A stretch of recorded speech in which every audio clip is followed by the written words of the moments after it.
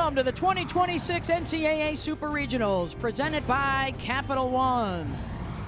Big day of softball, all 16 teams in action all day and all night long, and we're going to start out right here in Gainesville. Welcome back to Gainesville. First up for Texas Tech is Mia Williams in a red uniform. She is stepping into a batter's box where she played in a Gator uniform just last year. It was a tumultuous transfer for Texas Tech, but now here she is leading this team and leading off today. Her numbers are much better this year, almost improving her hitting percentage by 100 points. She has been the heart and soul for the Red Raiders, but I was expecting drama, maybe boos. So far, every time they've introduced Mia, the fans have been terrific to her. She said, I can't worry about all of this. I got to stay focused on us and stick together with my teammates. As for Tim Walton, who lost this player, he said kids will transfer. There's no ill will, but we're going to stay focused on our dugout. Thank you very much, Holly. And underway in game one, and Williams gets hit by the first pitch of the game from Keegan Rothrock, and immediately a base runner for the Red Raiders. Wow. I think Rothrock was trying to get that rise ball in there, and it wasn't a plunk in the back, so I don't think there was anything. I don't know. Mia Williams has that smile on her face at first, like she felt like it was intentional. So that'll bring up Jackie Liss. Yeah, I guess the real drama, guys, is just the fact that Mia was in the leadoff and not Maya Davis, who for the last 4 years has been one of the best leadoff hitters in the country. But Jerry Glasgow says he wants Williams to get as many at-bats as she can during the game. So up to one for her for just a handful of times during the regular season. And so Jackie Liss will step in, the transfer from Southern Illinois, for the champions of the Big 12 during the regular season for the second year in a row. At 55-6, it's the most wins in the country this year, and for the second year in a row, they are enjoying their best season in terms of their record.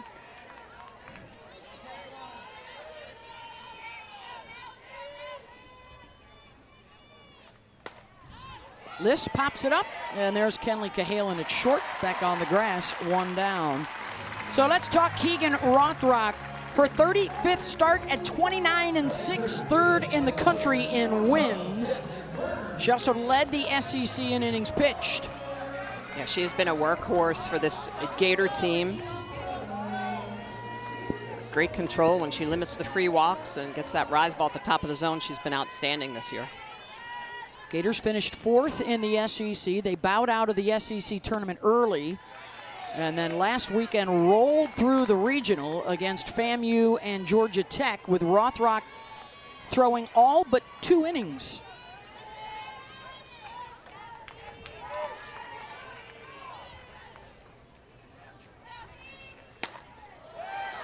Jasmine Burns skies that one out to left. Townsend Thomas is there, 2 down. The Capital One starting lineup for Texas Tech, it's been prolific all year. It was again in the regionals. They scored at least 10 runs in all 3 of their games. Led by Williams with the 22 homers, the 77 RBI, and the 83 runs scored. And you see her swiping away. The love bugs could be an issue today in Gainesville. They are prolific all around Katie Seashole Presley Stadium today. And reports from native Floridians say this year has been extremely bad for the Bugs.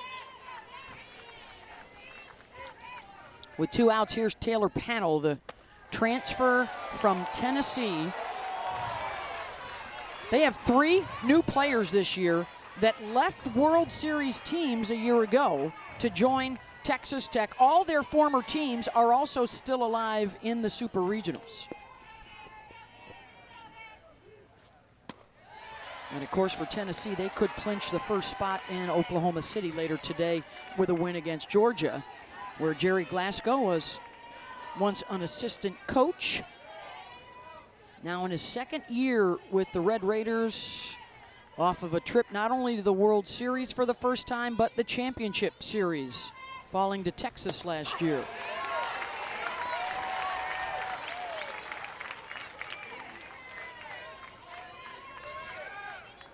And the count goes 3-1 to Panel. Double-digit home runs, one of 7 on the team. They've got 128 total, a new school record. And that is 2 free passes in the inning. Well, that's really going to be the bugaboo for Rothrock. I mean, she's got to limit the free passes against a team that hits a lot of home runs, 128 on the year for Texas Tech. And if there's been one area that Rothrock has really struggled, it's been with the long ball. She's given up 27 home runs this year.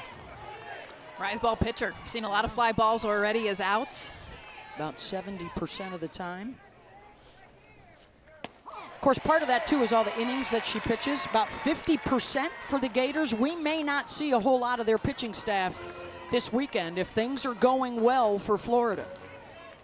It's that time of year. You got to use your ace. She's got to be in the circle for all those big innings. She is accustomed to throwing 3 days in a row if necessary. And her counterpart today in the circle, Caitlin Cherry, has been one of the best two-way players in the country this year. Big leap at the plate for her. Absolutely, and you can see the way she's looking to attack that rise ball. Her hands in the on-deck circle were above her helmet. I mean, she is preparing a 70% rise ball pitch percentage out of the hand of Rothrock. Look at those hands. And look at how open that stance is. That's all Jerry Glasgow. I mean, this was not the stance you saw from Caitlin Terry. It's not the swing you saw from Caitlin Terry at UCLA. She was more short game. Now bringing in the power game, extra base hits because of this unique stance that Jerry's got her in. Both eyes on the pitcher. 7th best batting average in the country this year. Fouls another one off. She had a school record 24-game hit streak earlier this year after playing with UCLA at the World Series a year ago. Of course, last year and this year, they are shattering just about every school record at Texas Tech since Glasgow arrived, and they hit the portal with so much success.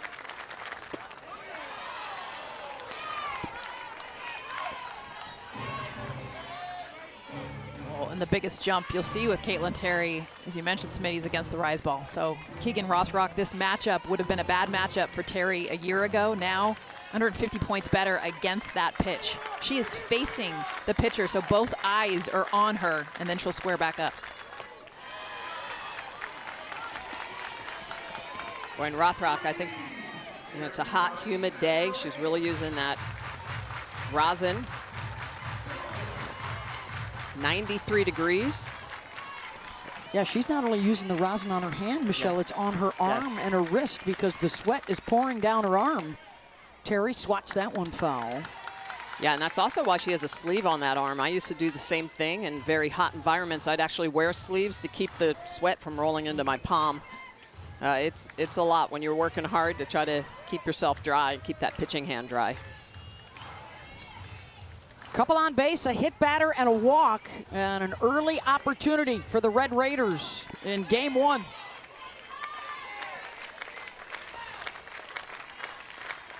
Another 2-strike pitch. Terry blasts that one to center. Shoemaker moving back and has room at the base of the wall to make the catch. A couple stranded. Gators picking up the bats when we come back. How about the Capital One starting lineup for the Florida Gators? And we highlight the 2 seniors trying to extend their careers another week and another trip to the Women's College World Series for Jocelyn Erickson and Kenley Cahalan. Also notable because they are 2 of the 6 left-handers in the lineup today to face Caitlin Terry at 24-1. She's top 10 in the country in ERA, whip, and strikeout to walk ratio. Yeah, Caitlin Terry's been outstanding this year. You got 29 walks only in those 126 innings. And why? Because she just has the ability to move the ball all through the zone. It's a rise ball at the top of the zone. She'll attack both righties and lefties with that. A curveball she'll throw away from lefties, screwball away from righties to expand the zone. And of course the changeup. She likes to mix those speeds, dropping that down to about 50 miles an hour. She's just a complete athlete. You saw her, she can swing the bat, but it's that rise ball at the top of the zone and the curve and drop in the lower half of the zone to expand it. And immediately a challenge against Taylor Shoemaker, who's one of the best leadoffs in the country. She's reached in 57 of 61 games. She has scored in 50 of 61 games. And you can see Shoemaker trying to swat the bugs away. That has become a story in Gainesville today. The love bugs are out in full force, and if you're familiar with Florida, you know how dicey they can be as pests. Yeah.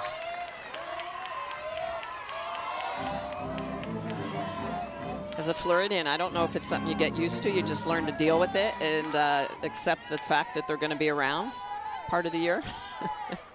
This is a bad year, though. Terry gets the swing and miss. One of the things that Jerry Glasgow said, we're going to find out with the rest of you guys, they have not played a ton of ranked opponents, whether you think that teams were dodging them or teams were just refusing to play them this year. This is their first top 10 foe since the second week of the season. And it is the first start of the year for Caitlin Terry against a top 10 foe. Jerry Glasgow told us, hey, we're going to have to rely on our experience from years past and our talent to try and pull us through in what can be a very difficult environment here in Florida, where the Gators have won 12 of 14 home Super Regionals. And they've also learned to be the enemy. I mean, so many teams, so many places they go, not only do teams not want to play them, they do not like the fact that they got so many transfers. Ooh, Terry thought she had strike 3 there, and the count goes full. I think she did. That looked like it was over the plate. As Nigeri Kennedy looks on, is available in relief. In all likelihood, the game 2 starter as well tomorrow. That game will be a 12:30 start on ABC. And then the, if necessary, game 3 on Sunday.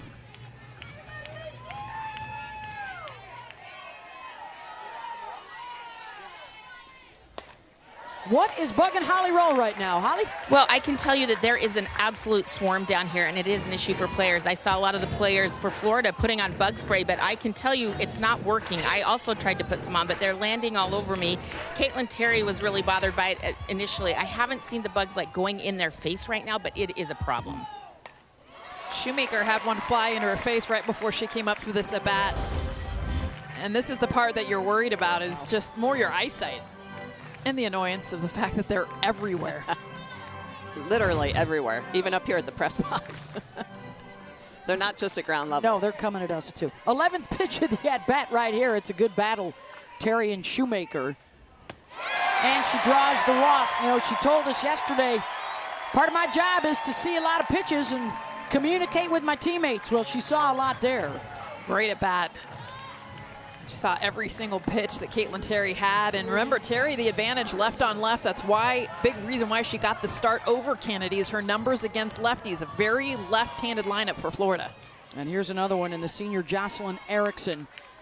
2 home runs shy of tying the single season record held by Shoemaker last year and Brittany Schutte.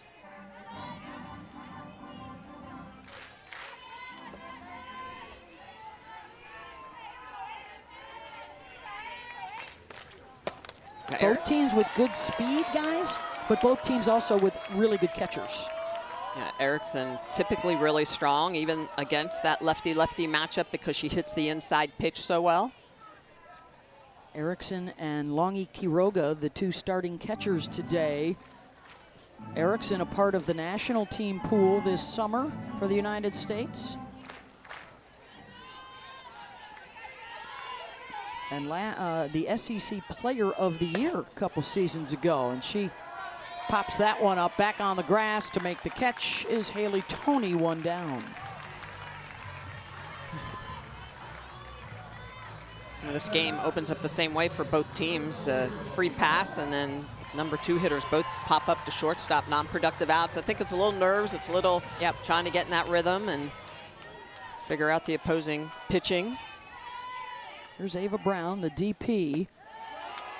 First half of the season, she was a 2-way stud for the Gators. And then A severe lower leg injury in February. She missed all of March and has come back only as a hitter, not in the circle.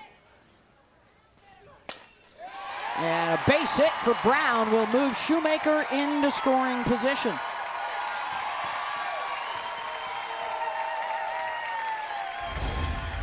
And this is a bit off the end of the bat, but she just gets enough of it. You see right there, 5-6 hole, not hit super hard, but perfect placement. Right past the third baseman Taylor Panel. Yeah, that's just a low rise ball that doesn't get up. Brown's able to capitalize on it.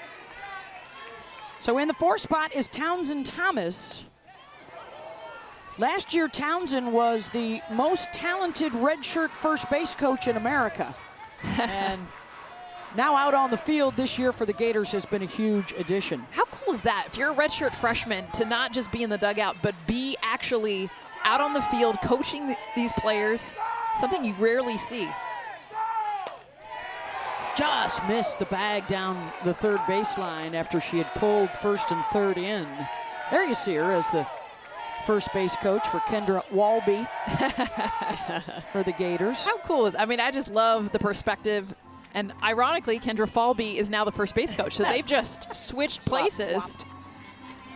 And she's fighting off the Bug bugs. patrol. Yeah. First and third now move back. And Thomas pops it up, and Quiroga is there, 2 down.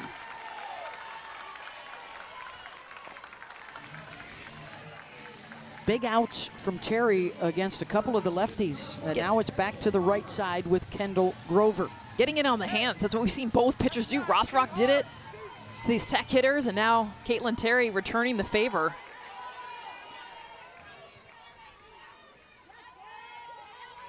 Grover, 1 of 5 on the roster with double-digit home runs against Caitlin Terry, who in her career in the NCAA tournament, a lot of experience, 8-3 with a 2.13 ERA. That, of course, was with UCLA. Grover, same 5-6 hole. Shoemaker with good speed coming around, and she'll score easily. And the Gators go up 1-0. And it's the right-handers that get the hits.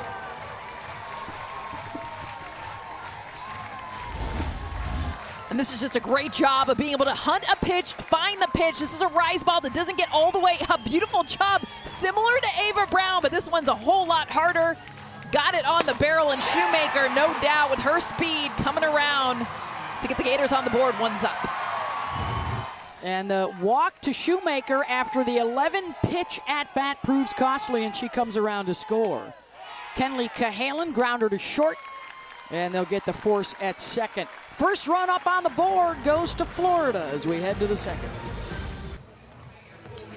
Texas Tech coach Jerry Glasgow is known for his unique ways of teaching, and he has done something this morning to help them get ready for the rise ball of Keegan Rothrock.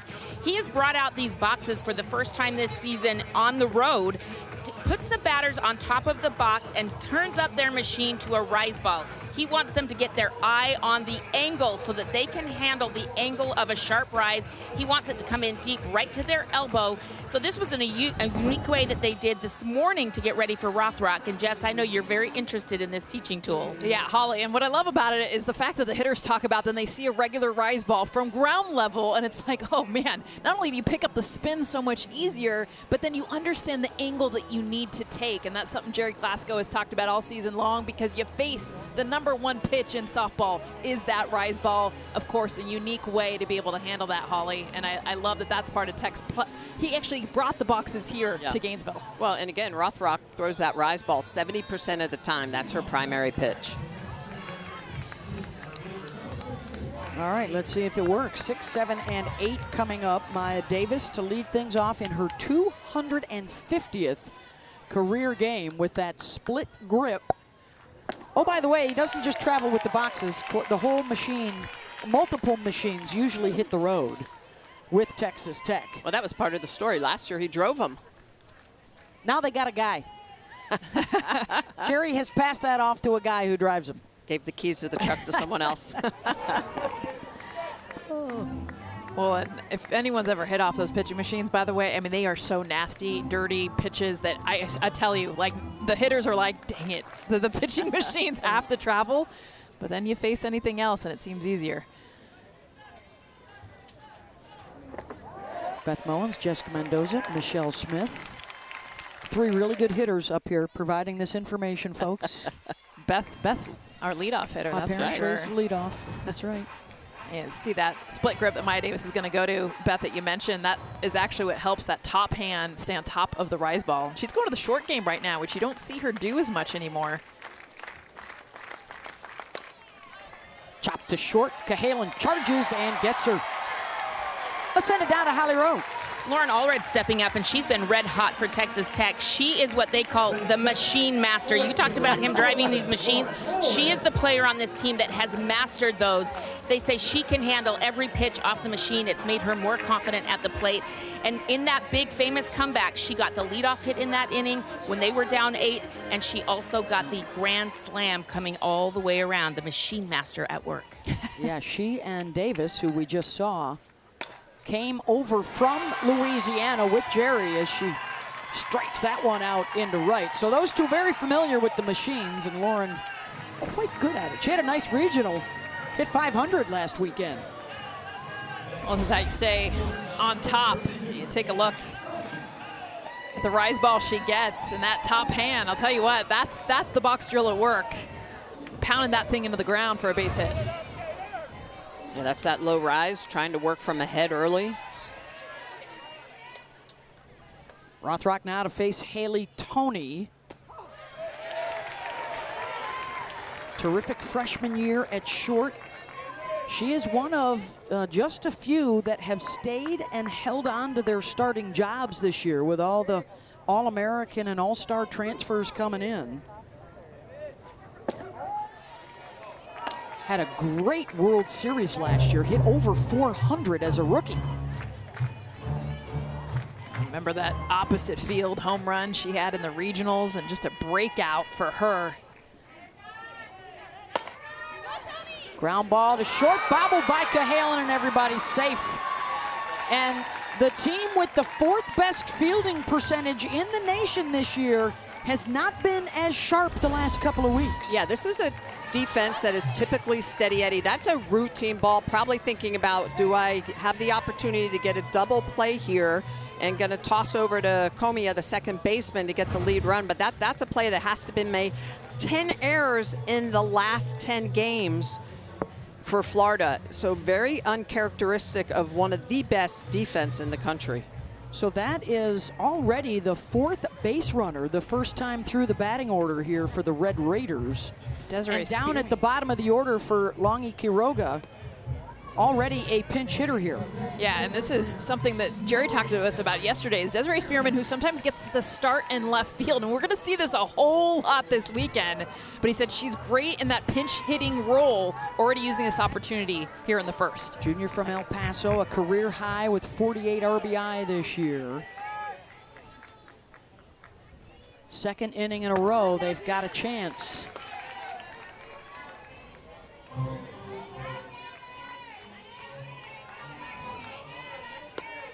Spearman coming over from New Mexico State after a couple of years there, and a former Conference USA Player of the Year. Fouls that one off against Rothrock.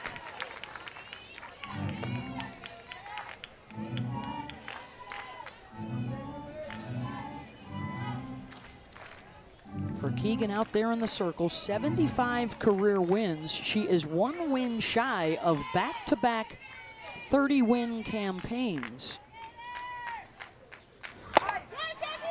Out to center there, Shoemaker. 2 down. The only other back-to-back 30-game winners were studs, Chelsea Sakisi, Stacy Nelson, Hannah Rogers. And so it's back to the top of the order and the former Gator Mia Williams. Hit by a pitch. The very first pitch she saw today. Now the boos coming a little bit more. Yes. The Gator cheers. Friendly the first at-bat, and now not so much. First pitch, swinging, and Thomas on the run to make the catch. Second inning in a row, they leave a couple on base. Well, we got one of the softball blue bloods and one of the new kids on the block. Head-to-head, Tim Walton's Florida Gators. Back-to-back national championships in 2014 and 2015. And amongst active coaches, he is third right now in wins in the NCAA tournament behind Patty Gasso and Patrick Murphy. Very successful in the Supers at home. They're 12-2. The only team that's come in here to beat them, the Georgia Bulldogs, have done it twice. And for Tim, when we talked to him yesterday, he said postseason success is based on RISP, hitting with 2 strikes, hitting with 2 outs. Well, the Grover RBI single was a 2-out run batted in the first inning for a 1-0 lead for the Gators. And if you look at those numbers for Florida, they improved in the postseason this year than even the regular season, something that has been a point of emphasis all year long, putting these players in those situations at practice so they're ready in a game.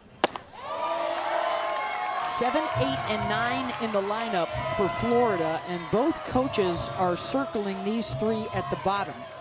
The productivity on paper certainly drops off here, so Terry's looking for a 1-2-3 inning. The Gators are hoping, hey, let's get a base runner maybe on here before our big hitters come back around at the top. Well, yeah, and work her deep into counts, which already Walker's been able to do.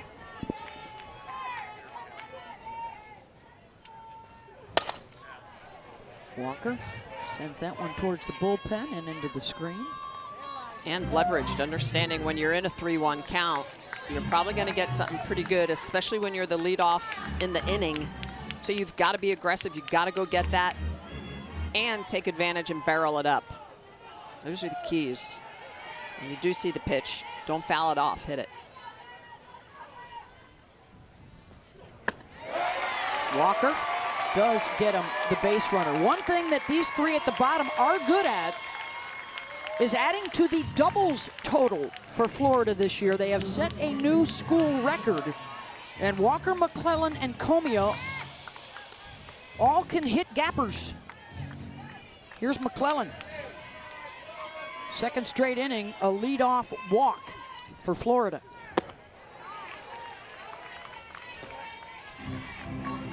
Remember, Florida's second in the country in walks, just behind UCLA. Texas Tech is number 4, so they will take pitches. They understand the strike zone is smaller this year. It really is amazing. I mean, to be in the 8-hole, McClellan, and she's got 41 walks on the year, that's impressive. And know your role. I mean, your job is to roll this back up to the top of the lineup. Yeah, 464 on-base percentage. I can guarantee you there's not a coach out there that doesn't care if you get on base with a hit or a walk. Yeah.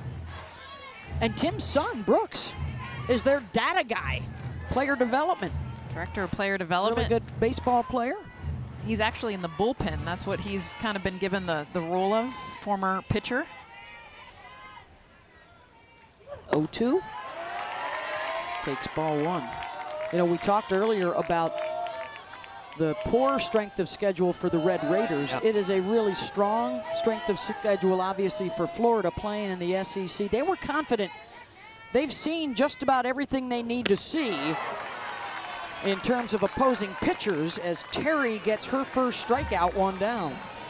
KT's got one of those rise balls that can really hop at the top of the zone. She uses it almost 50% of the time, and you can see she just puts that up in the eyeballs of Cassidy, and she's going to swing through it. First strikeout of the game for Terry. Comia lines to short, looking for the double play. They won't get it, so 2 outs. That's when they got their RBI in the first. How do they fare here with the leadoff Taylor Shoemaker coming up? Walked and scored a run. This is the batter you want up to bat. There's so much power within this Florida lineup, but at the very top is their best hitter. We're seeing it for both lineups.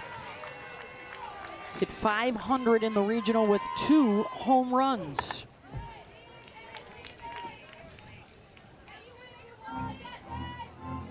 What makes Shoemaker so good, too, is she is so quiet with her hands, with her body. She has such quick hands, so a lot of trust on letting that ball travel.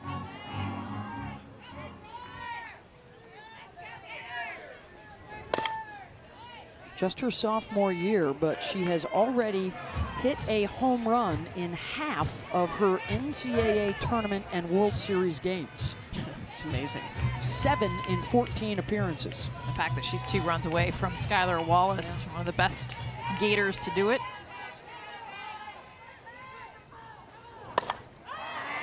Got her to pop it up. Taylor Panel is there. Ends the inning. 1-0 Gators through 2. Yeah, Matt, they're trying to end, 5 years in a row of frustrating home losses in either a regional or a super regional. Is this the year they break through? Certainly the story there, as you guys were talking about in the studio, the Arkansas pitching and the Duke hitters are one of the teams that are in the 100 home run club. Well, the ball flies in Fayetteville. A lot of long balls there. About to get underway in Bogle Park. We got games, of course, all day long for you. Coming up next year on ESPN2 will be Oklahoma and Mississippi State.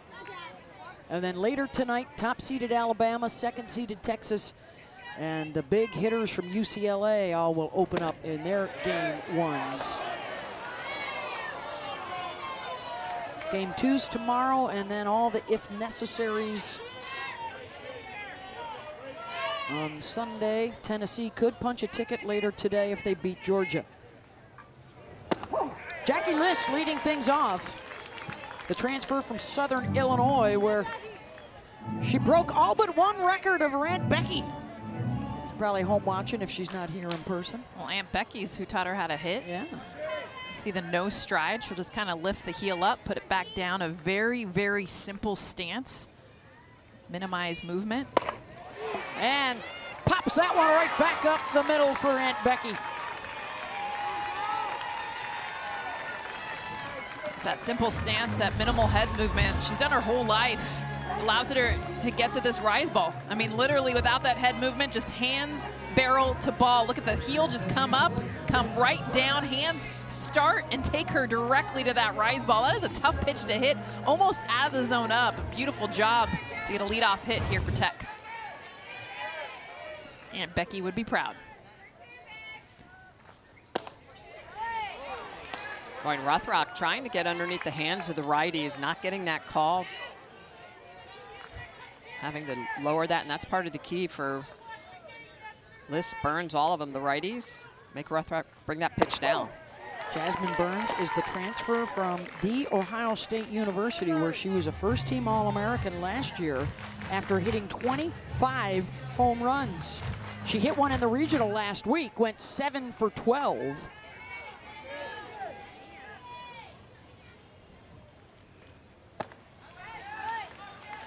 Just missed her inside. Yeah, you look at the lineup for Tech, and there's only 3 players in this lineup that were on their team last year. This team is defined by transfers.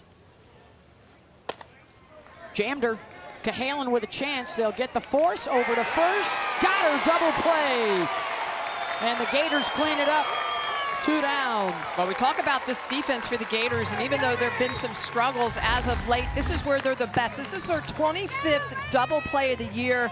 Great setup by Cahalan over to Comia, taking her time, and then a bullet throw over to Walker at first. Good job, a little bit offline, but brings it in, and of course, Rothrock loving it. Big double play to start off this 3rd inning.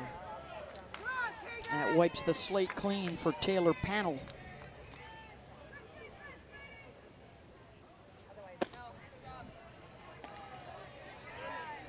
Facing Keegan Rothrock, familiar with one another from their days together in the SEC.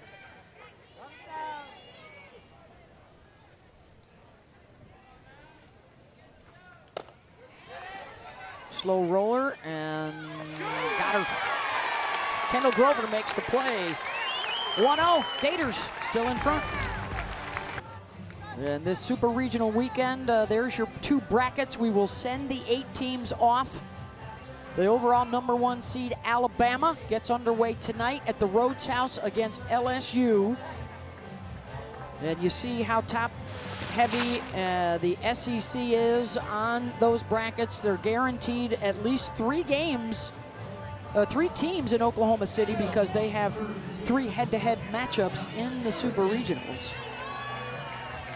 Last year there were 5. That ties the record.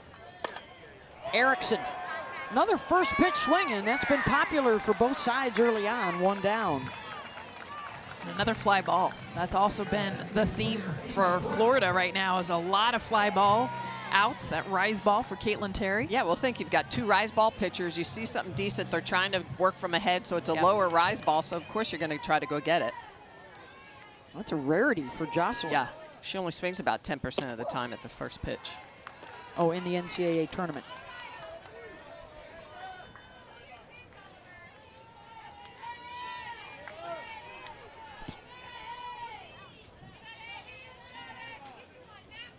Here's Ava Brown, singled her first time up. Kendall Grover, the RBI single to score Taylor Shoemaker in the first inning, and that is the only run up so far.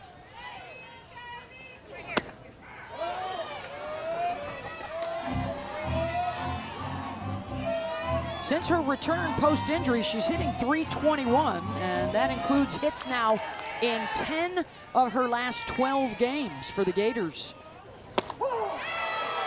And a called strike 3 as she gets punched out. That's the second for Caitlin. 2 down. KT using all of her pitches today. Really been heavy with that rise ball in the top part of the zone. This is a screwball in the outer half. She likes to use that to righties specifically. Nice pitch, getting a little bit of bend, extending that zone. Second strikeout for KT. The reason I like her screw and her curveball, Smitty, is because everyone's expecting the rise. So when they see something up like that screwball, they think it's going to continue to go up. And instead, it either stays even or goes away to these righties. And that's when it's tough. It's tunneled as a rise ball, but it goes in a different direction. Yeah, they're very, very similar spin. A little bit of difference in the body position at release.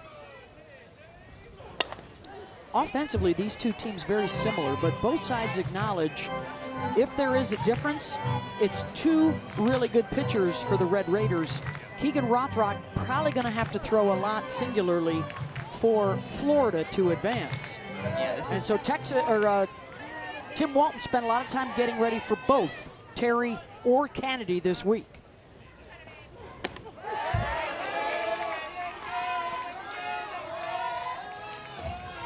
Again, Nyjah not in the lineup today, anticipating she would be the starter in Game 2 tomorrow.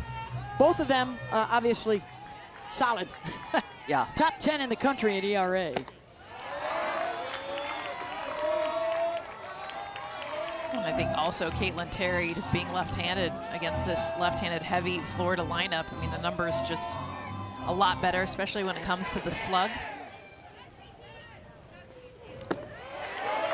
Inside to Thomas, and the count is 2-2.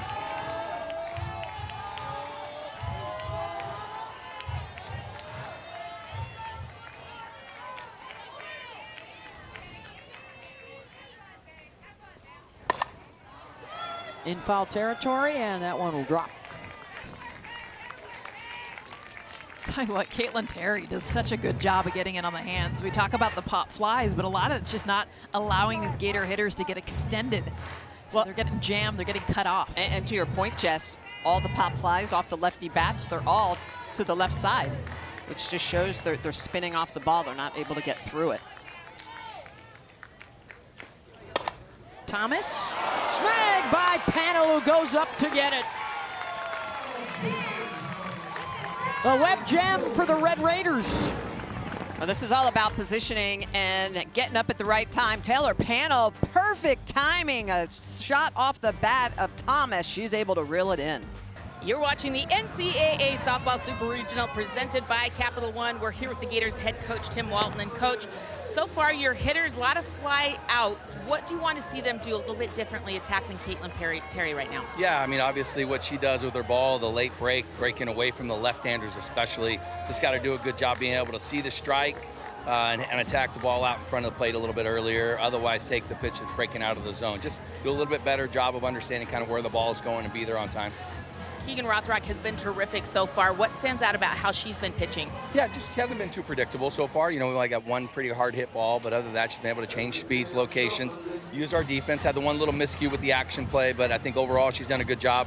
Not too many free. We've given them 2 free passes already, but I think overall she's just doing a good job pounding the zone, changing speeds. Thanks, Coach. Yeah, thanks. Go get her.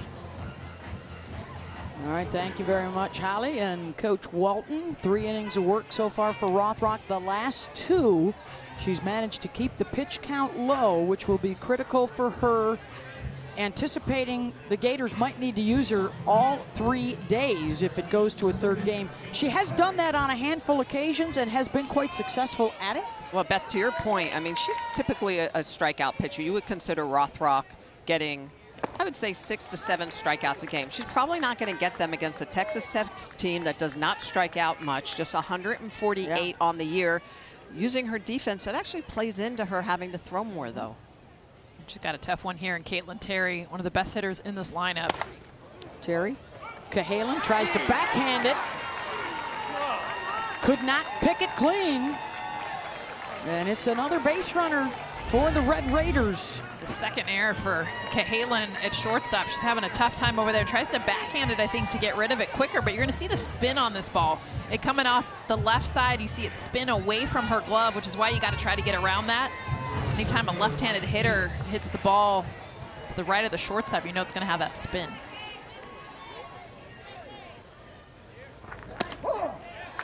Here's Maya Davis. Grounded to short her first time up.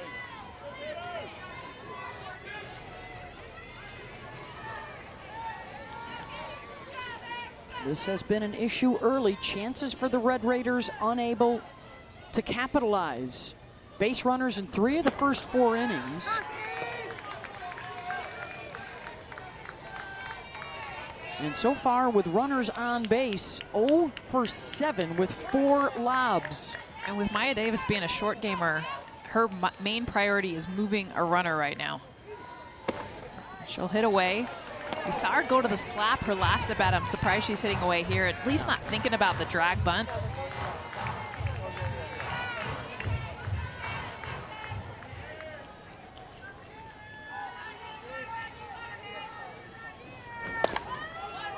Pulls that down the first baseline, a collision, and was a tag made as she runs into Walker. Terry heads over to third. Call it foul. I'm going to call that a foul ball.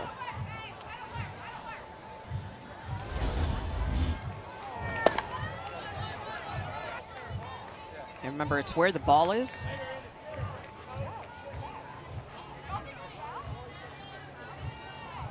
Walker almost kicks it back into fair territory. I think she feels it foul, takes it from Davis. Took a leg right to the head. She seems to be okay. And that's a difficult play because you have that double first base, but when she's in the path, nowhere for Davis to go. So Terry back to first, and it's a 2-2 count. Davis right at Shoemaker. 1 down. Hey, the Women's College World Series returns to Oklahoma City on Thursday. And we will be there live on ESPN for our quadruple header that gets underway at noon Eastern. All 8 teams in action. As the road to the Women's College World Series is almost reaching its conclusion. The Super Regional weekend. 16 teams remain, down to 8. The Texas Longhorns, the defending national champs, beating Texas Tech in the finals in 3 games a year ago. Texas in action tonight against Arizona State, one of the 3 unseeded teams still alive.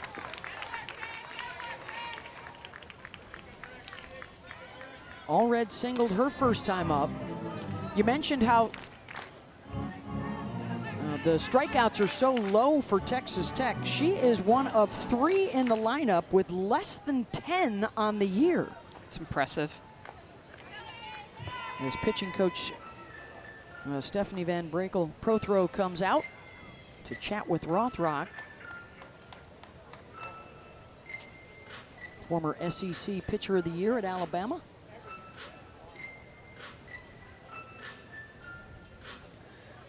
that's what's unusual is the amount of balls that Rothrock is throwing compared to strikes, just 7 off. Usually you want to see that number a lot lower, so been getting behind in more of these counts. We're seeing both pitchers struggle with that. Well, it's that discipline by Texas Tech, not chasing out of the zone, not following that rise ball up.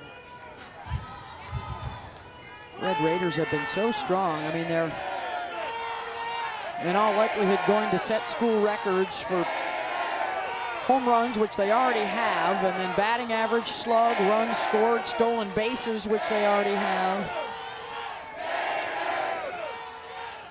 And usually put the ball in play.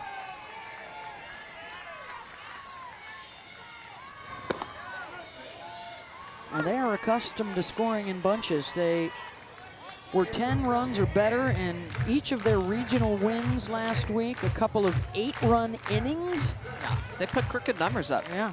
I mean, that team on-base percentage of .485 coming in.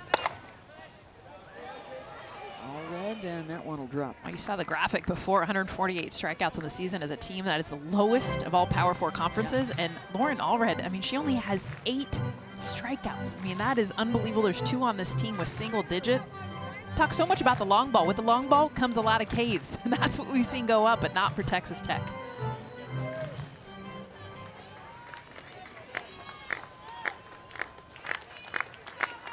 Two-two pitch. And the count goes full. And it's takes like that. I mean, that's a screwball off the plate, but it's enticing because it is close. That's a call that could happen, but it's definitely not a strike. And with 2 strikes, she takes it.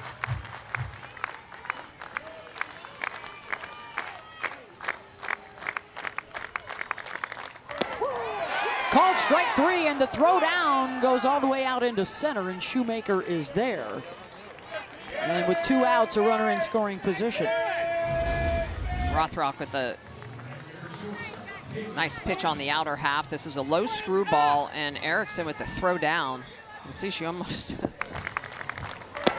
Rothrock. Rothrock gets down, the throw is offline. Good job by Shoemaker out in center, making sure she's backing up. Stolen base though for Terry. First strikeout for Rothrock. And now it's Haley Toney.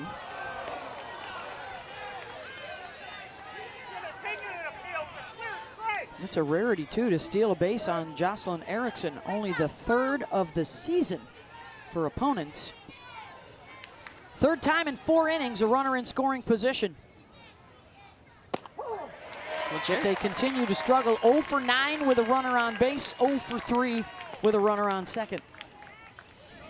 Well, Coach Jerry, he did talk about that they will run or they will hit and run a lot. And that was probably a hit and run type of a situation, even though it was a take on a screwball in the outer half. And that's a fair ball down the line, and the Red Raiders will tie it up with a 2-out RBI of their own as Terry comes in to score. You talked about it, Beth, the bottom of the order for both of these teams, and this is in the 8-hole for Haley Toney to be able to come through 2 outs. This has been a big thing for Tech, is to be able to come back from behind. She gets a pitch up in the zone, looks off speed, and just enough to keep this thing foul or fair past the glove of Madison Walker. This is all tied up.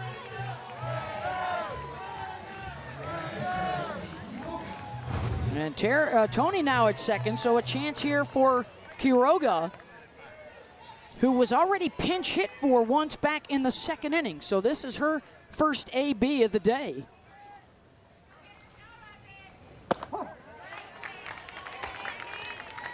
In just her 2nd start since returning from her leave of absence. She did not play in April. Was a pinch hitter and caught in the regional, was 0 for 2 with 3 walks. Oh, and she's got a ton of power, too. She had 11 home runs in just the 62 at-bats she had before being out. .938 slugging percentage. Yeah, this is more just about getting her back in rhythm at bats, back on time. Transfer from Cal out of Los Angeles. Chance to put Texas Tech in front.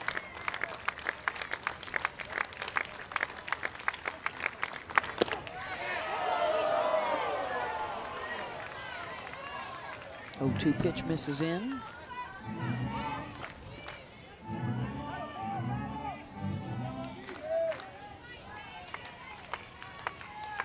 Back to the top of the order next with Mia Williams on deck. By the way, Caitlin Terry coming in to score. That was the first free pass that they made Rothrock pay for, with a hit batter, a walk, and 2 errors. And they finally cash it in, courtesy of a stolen base, by the way, as well for Terry. And now the count full here.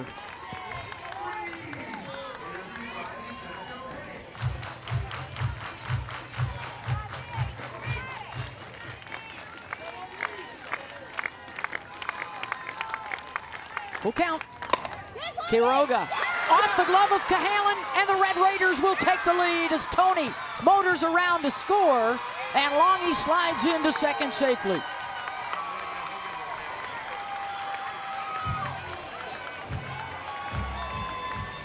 How big is this at bat, too, with 2 strikes, 2 outs.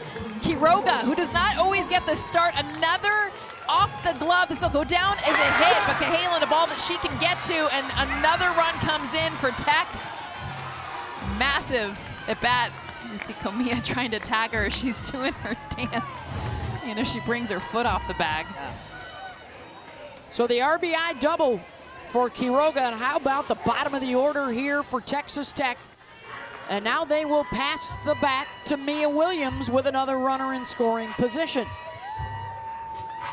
Williams hit by a pitch in the first and then left 2 stranded with a fly out in the second. Gets a hug from Jerry. Out of Windermere, Florida. Both of her parents, Florida star athletes. 2 years here with the Gators, where she was a second-team All-American last year and played in the World Series with Florida.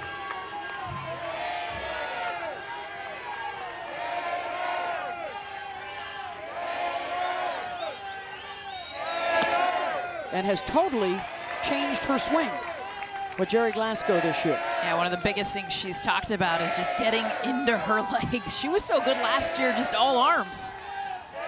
Really utilizing her lower half to increase those power numbers and consistency.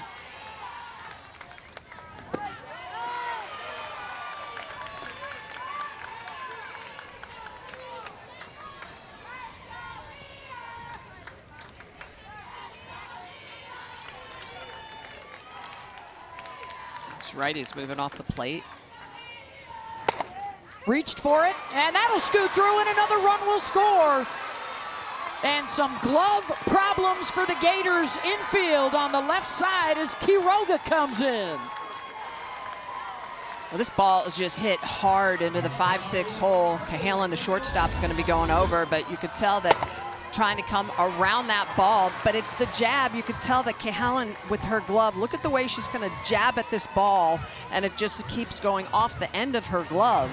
And really the 4th error for her. Yes. 2 are going to go down in the books, but that's a ball that she absolutely at least needs to glove. It might end up being a hit 'cause it's taken her to that 5-6 hole, but a hard hit ball by Mia Williams and another run for Tech. 3 straight RBI extra base hits, and Tech is up 3-1. Yeah, you keep that on the infield, even if you don't get the out, like you said, Jess, you're not allowing a run to score. Yeah. With exit velos in the mid-60s. Yeah, that exit velo needs to be gloved up. If it was in the mid-70s, I'd get it, but those are definitely balls that can be fielded cleanly. Here's Jackie Liss. Singled her last time up. Seen her batting average increase by about 100 points this year. And the power is up too. She got 3 homers in her last 7 games.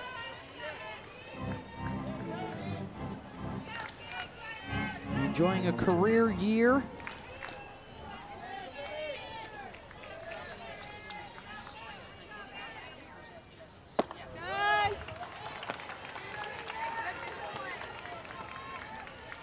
Williams at second. After they were 0 for 9 with a runner on base, now 3 straight hits here in a 3-run 4th inning. On all extra base hits, all doubles. And all coming with 2 outs. And I do not see any bullpen activity right now for the Gators. Well, you think about Rothrock right now, too. She just has the 1 strikeout, so not a lot of swing and miss. The 1 strikeout was looking also, so she's relying on this defense to get her out of this inning. Boy, and Tech is more than happy to run up the pitch count as well. Here's Jasmine Burns. I mean, everywhere you turn in this batting order, you got a double-digit home run hitter.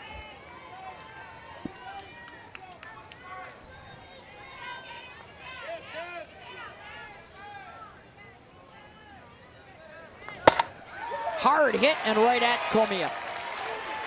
Damage done for the Red Raiders. You're watching the NCAA Softball Super Regionals presented by Capital One, here with Texas Tech head coach Jerry Glasgow. And Coach, I wanted to ask you about your decision to start Caitlin Terry today. You know, we think your ace is going to come out and throw, but Caitlin Terry has been a terrific matchup. Why? She's just a tremendous pitcher. She's a great competitor. And I like that we have, if we win, we have Niger to close tomorrow. And if we're down 0-1, don't want to talk about that right now. But if we are, what better than have Niger come out? And Niger can go 2 days in a row easy. So I just thought it was a smart move. And KT's been absolutely phenomenal for us all year. Our kids play really well behind her. So they like her around the circle as well as Niger. All right, so you wanted to be a little more conservative. You've got 127 stolen bases on the season, but you told us because how good their defense is, you might not steal bases. But that last inning got started with the steal from Caitlin Terry that came around to score. Why was that the moment to start being aggressive? Well, it was actually a 3-2, so I thought if it was a strike, it'd be a hit and run, you know, and we took strike 3, so that turned into a stolen base. I got a lot of respect for Coach Walton. His defense is always like top in the country. He's a tremendous defensive coach. And so you look for opportunities like that where I can put the runner in motion, expecting on a 3-2 count, I at least get a ball in play. I really wasn't thinking about it being a stolen base. All right, well, a win-win for you. Thank you. Thank you, Holly and Coach Glasgow. Well, the Red Raiders taking advantage of what is usually a stout defense, shaky for the Gators. And now the Red Raiders are up 3-1. Everything coming on 2 outs. And KT has been terrific thus far. Just the 1 run allowed in the first inning. And now she faces 5, 6, and 7. Kendall Grover has the RBI from that first inning with a single. The first of her NCAA tournament career in her 8th game played.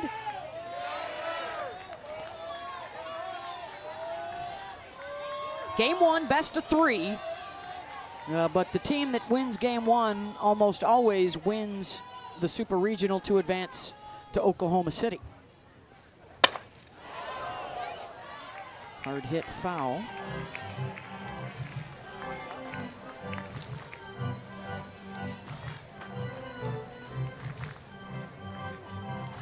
Florida, similar to Texas Tech, they are top 10 in home runs hit and runs scored, on pace for records in batting average, OB, and slug, if they can keep playing and get to the World Series.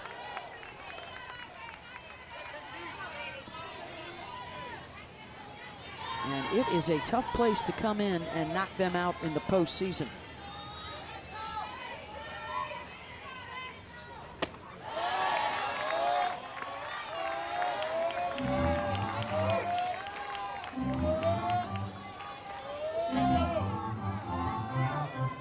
Jerry wants to come out and chat with Terry.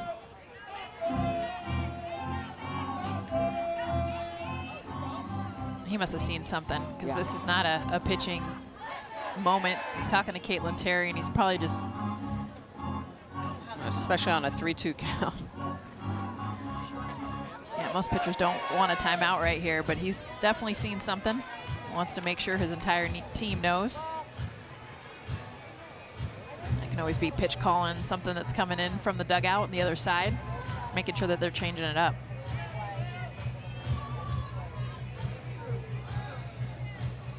And you see the 3 innings of work, letting the defense do it behind her. And a called strike 3 gets Grover. It's number 3 for KT, 1 down. KT working that arm side of the plate. You see the way that she's going to spin this ball out.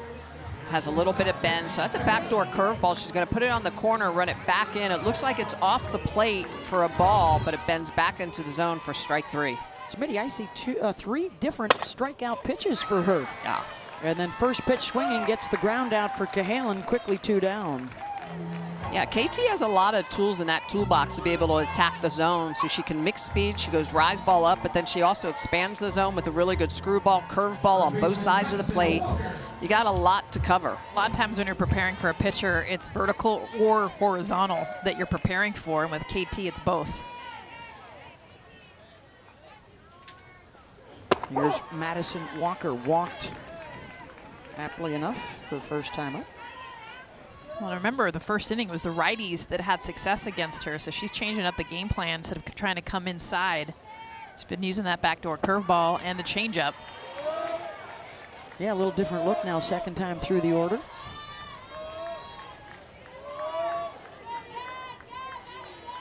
Tighter zone. Trackman had it as a strike.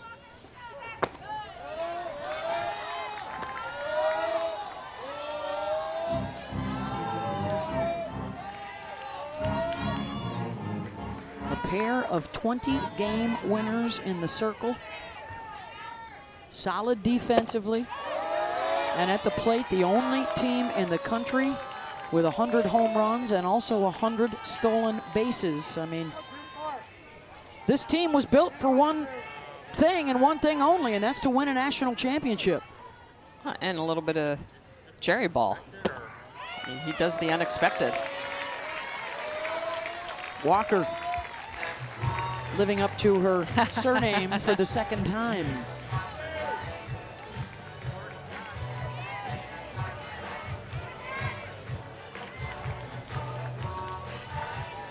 It's definitely a tight zone.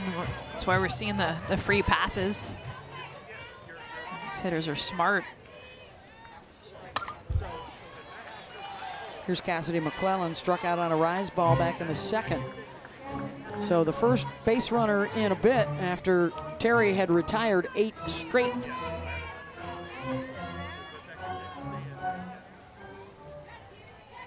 Still just a couple of hits for the Gators, and both of those coming in that first inning. From Ava Brown and from Kendall Grover.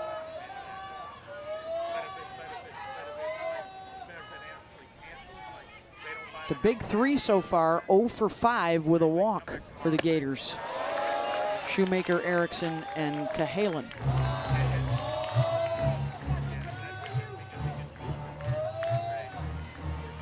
Well, before that walk, a string of 8 consecutive outs recorded by Caitlin Terry. She goes on some rolls. She's tough. The Gators are still spinning, especially the lefties still spinning off those pitches. A lot of foul balls off to that left side.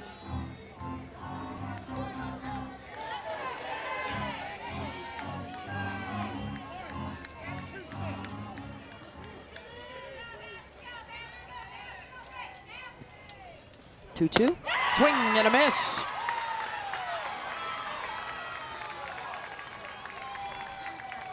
Caitlin Terry with her 4th strikeout of the game. This one on the rise ball. She's been using all of her pitches effectively, but this rise at the top of the zone, great hop. Terry with 4 Ks. Yeah, guys, there's a look at the 100 home run club with Duke being a part of that, as are the 2 teams here in Gainesville. 5 on that list active in the Super Regionals today, led by UCLA and Oklahoma, who have both broken the old record of 161 on their way to 200 for the season. And it is a new Gator in the circle. Keegan Rothrock out, Olivia Miller is in. Miller, the lefty, does a good job of limiting free passes, pitch to contact. A lot of curveball out of the lefty's hand. She's got really good spin speed. So she's going to be mid-60s. It's that curveball again over 70% of the time, and she's best when she keeps it at the knees, lower half of the zone, attacking, rolling those ground balls. It's her 27th relief appearance with a sub-2 ERA. It's her first appearance of this NCAA tournament, after Rothrock threw every inning but 2 last weekend. 4, 5, and 6 coming up. Here's Taylor Pannell. 0 for 1, a walk and a ground out. They'll try and add on to their 3-run 4th inning and a 3-1 lead here in game 1, best of 3. Beth Mowens, Jessica Mendoza, Michelle Smith, Holly Rowe with you. Got Oklahoma and Mississippi State coming up next.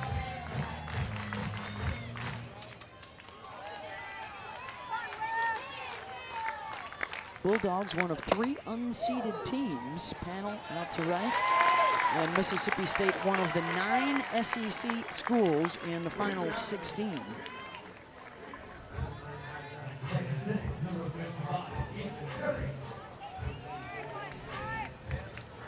Love bug on this Love bugs. camera. Hey, look away, kids.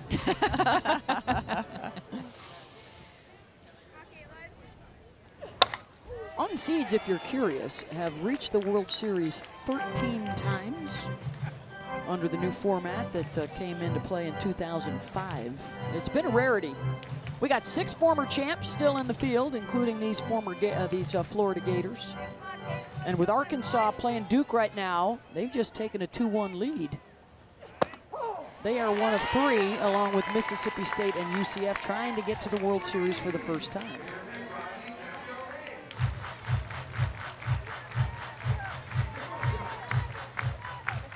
Dakota Kennedy, the 2-run single for the Hogs. Terry back up the middle, and the flip and the throw is an errant one, and Florida lucky that did not go into the dugout.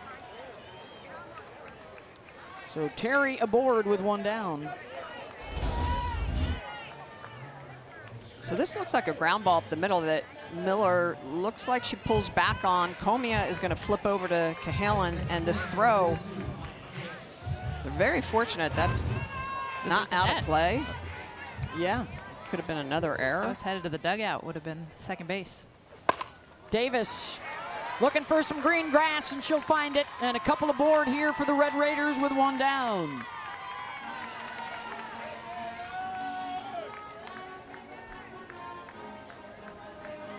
Eight of the 9 in the batting order have now reached base today.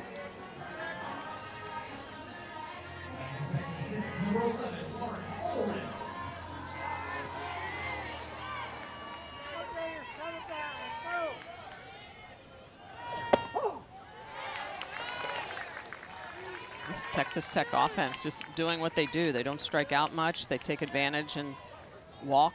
Do not chase a lot, and they've been timely. Consecutiveness, they hit back to back to back. They've only had 1 swing and miss all game long. I mean, that's impressive. You put the Impressive. ball in play, and we see the errors that have shown up. It doesn't always have to be the hard hits. Sometimes it's just putting pressure. This time of year, pressure is cranked up to its highest. Well, and they have speed, just organic speed, where they're getting down the base path quick. And I thought it was interesting, Coach Jerry Glasgow's comments to Holly Rowe. He had Caitlin Terry steal with 2 outs, full count. It's not a typical hit and run type of situation. Not but at all. Yeah, but he had her going. And they're putting pressure on. They've already had 11 base runners in the ball game. Allred looking to drive this one out, and she does, off the scoreboard for a 3-run home run. And Texas Tech putting on a show. Well, you talked about Texas Tech and all the double-digit home runs throughout this lineup. How Lauren Allred just entered the club. Went from 9 to 10 home runs. And what's impressive, all the hits in this inning, they've been pitches down in the zone. And Lauren Allred just takes this pitch that's down about thigh high and gets underneath it. Uses that back knee to lift this opposite field off the scoreboard. 3 more runs for Tech.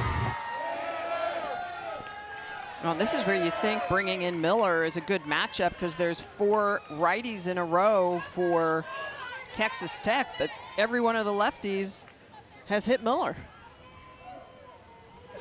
Here's another one, Haley Toney, and a fly ball out to left, 2 down.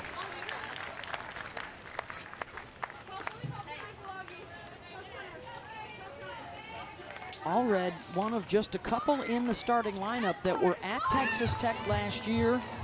and is enjoying a huge postseason so far. Remember, she had the big grand slam against Ole Miss last week. Hit 500 in the regional, and now another big pop from her bat today. Well, Jess, you mentioned it. I mean, the double-digit home run hitters through this lineup, it's unbelievable. It's basically everybody but Mia Davis and Tony. It's crazy. And they're right there, Yeah. knocking on the door. Yeah, Maya Davis has 9. Tony has 6.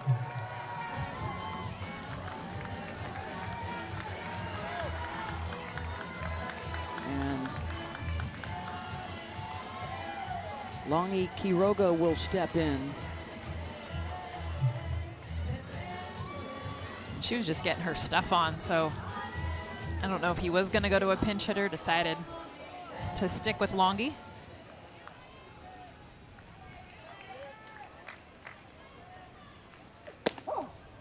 Well, he's already thinking about the future. You know, he wants Longy to get some more at-bats since she's returned from her leave in case they need her day in and day out in Oklahoma City if they reach it.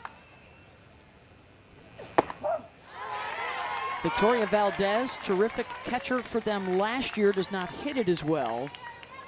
But she may get the start tomorrow if Kennedy is the starter, which we expect. Well, and to your point, this is a lineup that has had multiple different lineups, both offensively and defensively. They have so much talent, even just in the dugout. Yeah. That's in 61 games, folks. 53 different batting orders. What's amazing to me is the fielding line, 43. 43 on the I mean, field.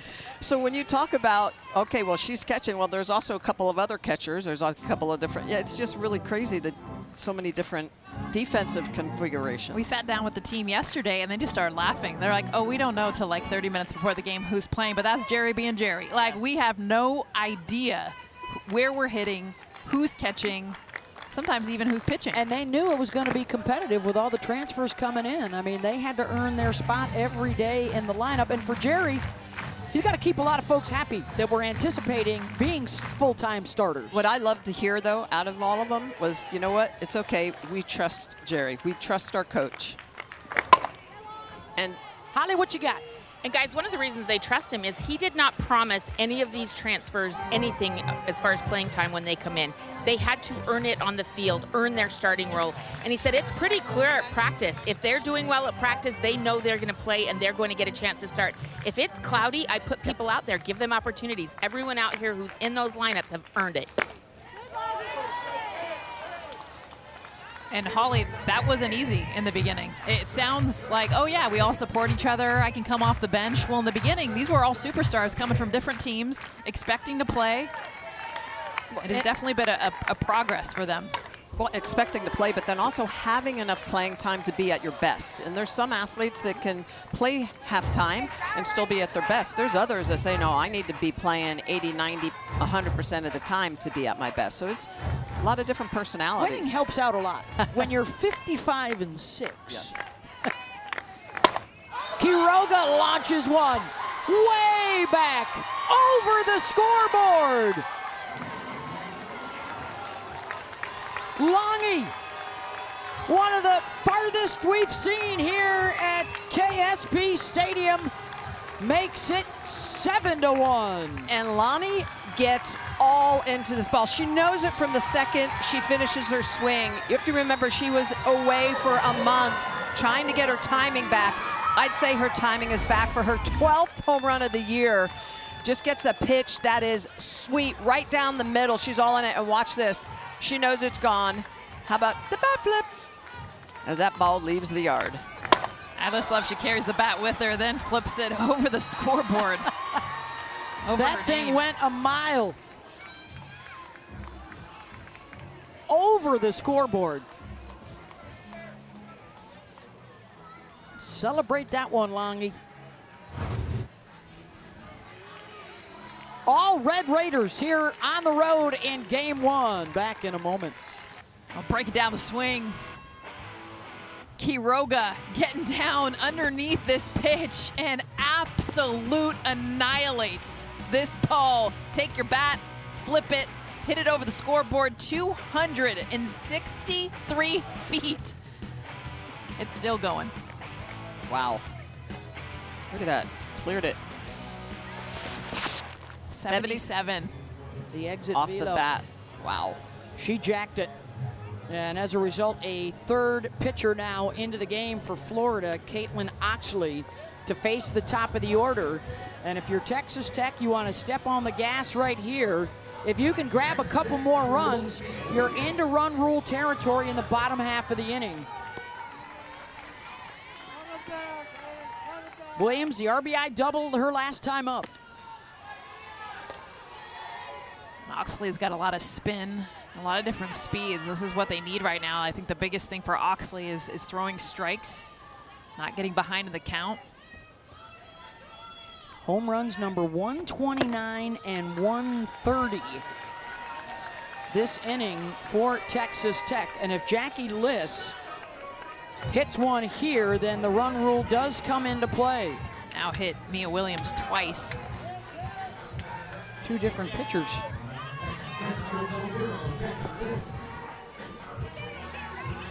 Second time's Williams hit by the pitch.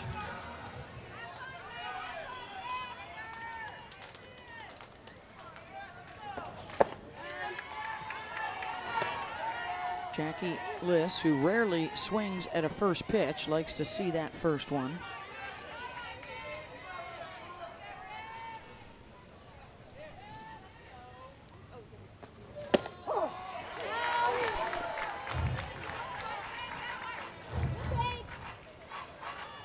An offensive explosion, a 3-run fourth and now a 4-run fifth. Fly ball, and on the run is Thomas to end the inning, but it's a doozy whopper for the Red Raiders. Texas Tech, 130 home runs now on the season. 2 more here for the bottom of the order. Lauren Allred with her 10th, and Longi Quiroga with a launch pad put them up 4 more runs.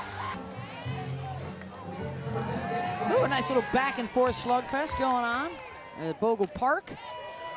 Here in Gainesville, after Florida took a 1-0 lead in the first, the Red Raiders have come to life the last couple of innings, including a pair of home runs, and lead it 7-1 here, trying to take game 1. Best 2 out of 3 for a spot at the World Series.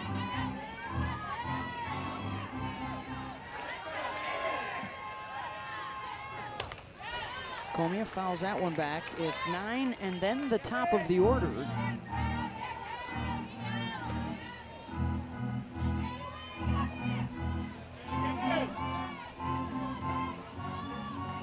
Just 2 hits for Florida, both in the first inning. Just a pair of walks since. They're only base runners. And Comia to short. Off the short hop by Tony with a nice scoop. 1 down. Tony has such a good glove. The way she approaches the ball, moves to the ball, and the separation between the glove and her body, she just sets that. And then look how quick she's going to get this ball from glove to throwing hand, down at her waist, and a flip throw over to first. That is just outstanding fielding by Haley Tony. And now for Florida, is this the last time you're going to get your top of the order to the plate? Shoemaker, 2 down. Hey, Monday on ESPN, catch some afternoon Major League Baseball. The Yankees and the Royals. You can watch the game streaming on the ESPN app as well. We will be en route to the Women's College World Series, which gets underway next Thursday with a quadruple header. Winner of this Super Regional would face the winner of the Norman Super Regional, which is Oklahoma and Mississippi State. The other seeded teams, higher seeded teams on this side of the bracket would be Texas and Tennessee.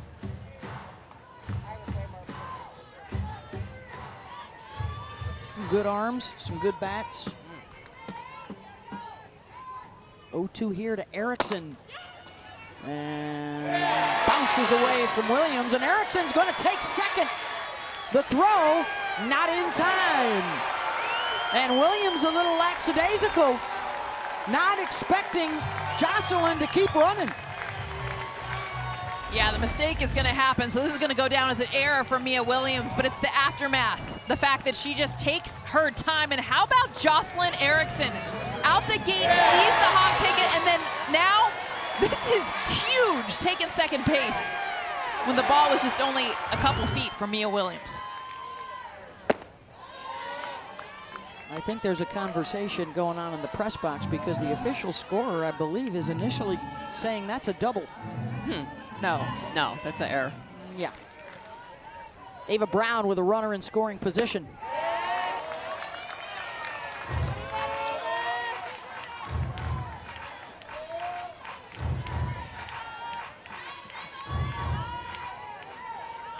A single and a strikeout, and now Jerry wants to come out and chat again. There's not much cooking out in the bullpen.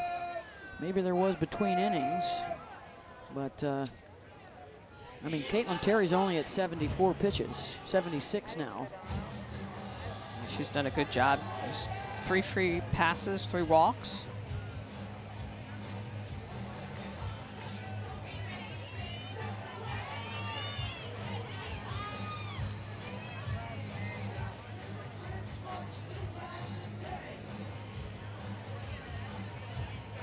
Yeah.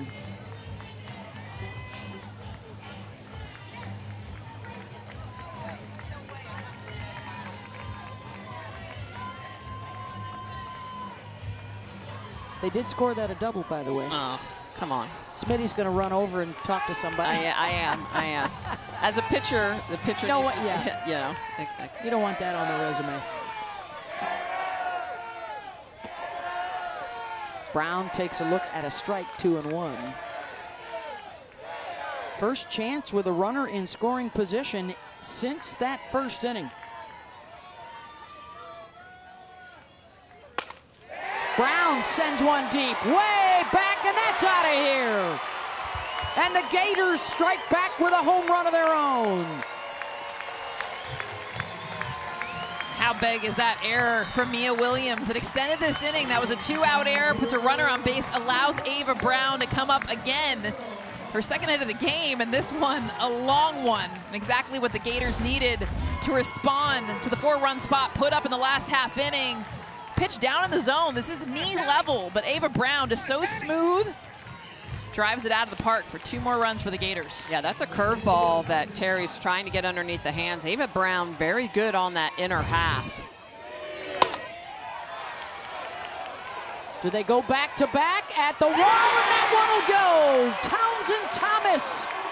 And here come the Gators. How about back-to-back pitches for back-to-back Jacks? Townsend Thomas, the redshirt freshman. How about hitting out of the 4-hole? So Brown out of the 3-hole with the 2-run shot, and then Townsend Thomas coming up with her 6th home run of the year. That's a pitch on the outer half, a rise ball, and Terry knows it immediately. She gets underneath this ball and just elevates it out of the park.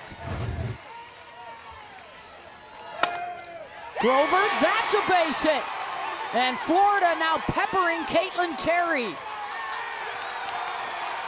And the inning extended by the error. And now Florida's making them pay. And Nyjah Kennedy now warming up. That's Sam Lincoln on her left. Nyjah, who they were hoping to save for tomorrow's game, might have to get into this one.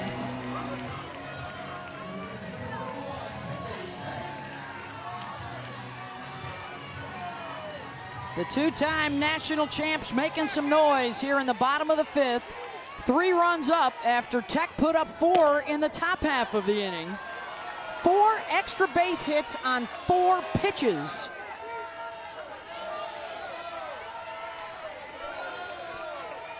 And here's Kenley Cahalan, who can make up for a couple of errors earlier in the game.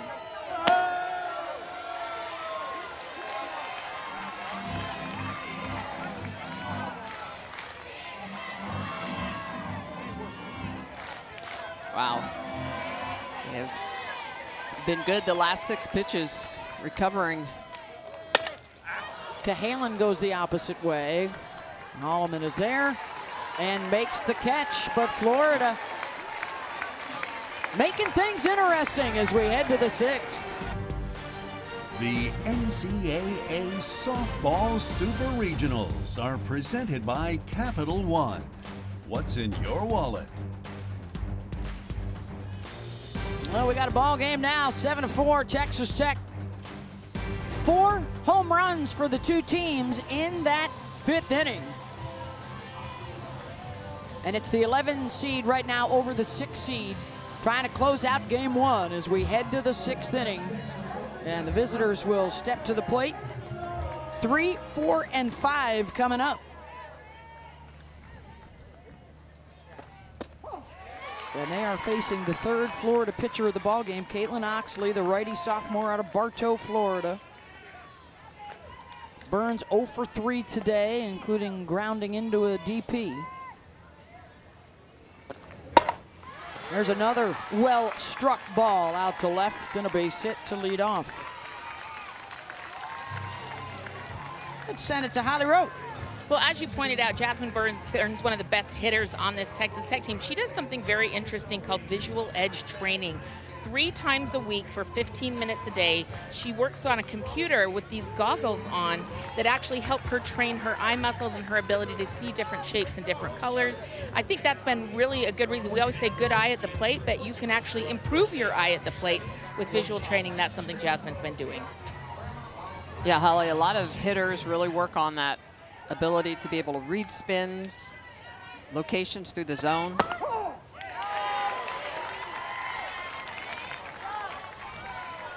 Well, now the big question, too, for Florida is, can their bullpen come through here and keep the score as is? They have been so heavily reliant on Keegan Rothrock, the starter. Olivia Miller got knocked around a bit last inning, so Oxley, who is a former high school Florida Player of the Year, coming on. And a hit batter. Well, and Beth, to your point, this is a Florida staff that relies on their defense. The defense has been shaky. I mean, that hurts them. As a staff, they have less strikeouts than innings pitched. So they don't have that power arm that's going to get themselves out of jams. They're going to rely on that defense. They've got to be steady.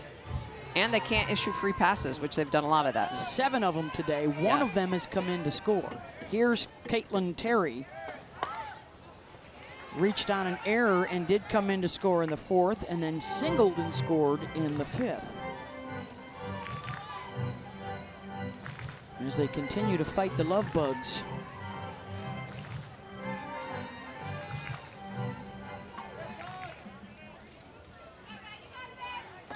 Sounded like a broken record, but a couple on base for the Red Raiders. I think it's been every inning but 1 so far. A lot of traffic. A lot of traffic. They've had the 10 hits and the 7 free passes. So it's a ton that have been able to get on base, and then the Raiders have taken advantage. Well, and you have to remember, a couple of those doubles in that 4th inning could have been called errors. So even though there's only 2 errors on the board, there were 2 others, miscues that aren't showing up on paper. And Texas Tech says, thank you very much. May I have another? Terry lifts that out to Thomas. 1 down.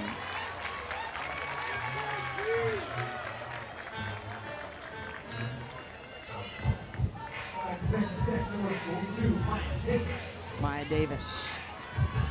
Maya has now reached in 55 of their 62 games.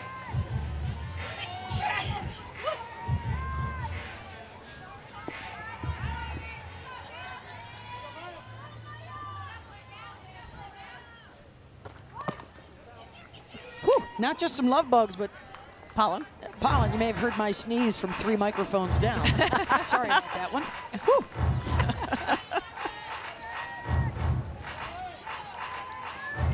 Maya now with 89 hits. She's 4 shy of her own school record set last year. Maya Davis, not just a veteran Texas Tech, but veteran Jerry Glasgow was with him at Louisiana Lafayette when he was coaching there. And then when he left, she went with him over to Texas Tech. No one knows him better. Ground ball to short. Cahalan to second for 1. That's all they'll get. So runners on the corners with 2 down.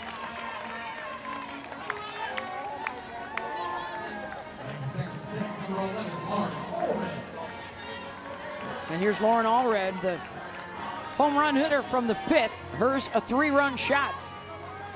And then a couple batters later, Longy Quiroga with the solo swat.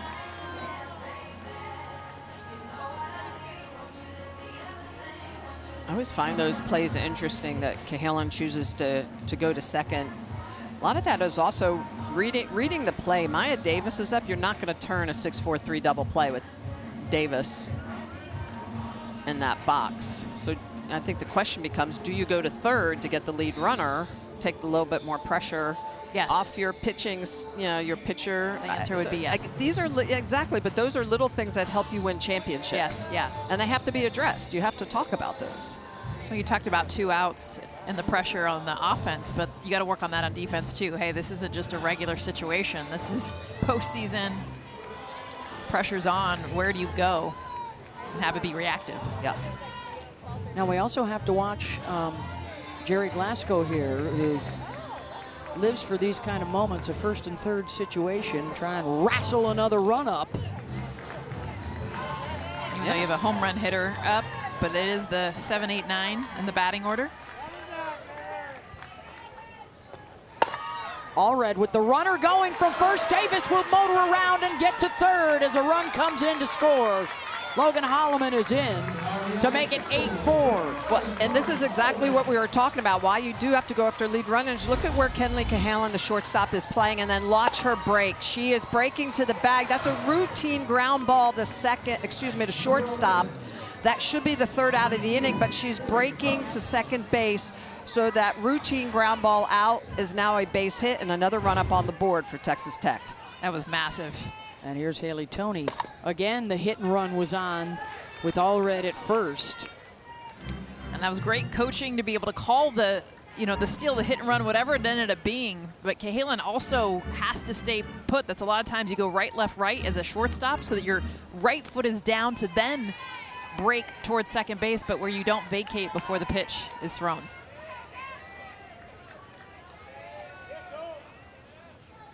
Toney had an RBI double in the 4th and gets under that one. Disappointed in herself there. And Thomas has it, but another run up for Tech to the bottom of the 6th, up 4. Big 5th inning for the long ball. It started off with Texas Tech. Lauren Allred in the bottom of this lineup in the 7-hole hits her 10th home run, and then Longy Quiroga over the scoreboard. 2 massive shots to get Tech going, and then the response coming from the Gators after the bat flip from Quiroga. Ava Brown responds, a 2-run shot in the bottom of the 5th, and Townsend Thomas comes back out attacking a rise ball. Back-to-back home runs on back-to-back pitches.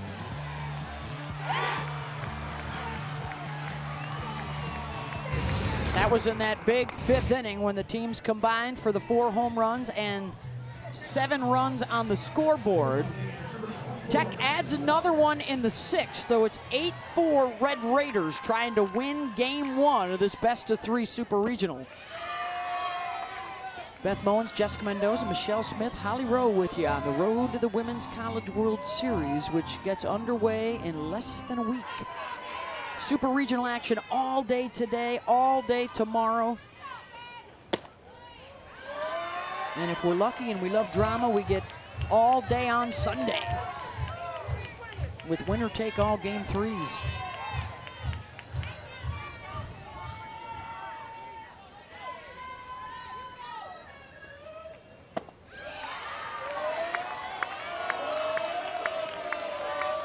If you're looking for the Oklahoma-Mississippi State Game 1, they are getting underway on ESPNU. So pull up the old split screen. Got 3 games going on right now. Duke still leading Arkansas 3-2 in their Game 1 in Fayetteville. The 8-time national champion Sooners looking for a 9th for Patty Gasso, which would set a new record for coaches.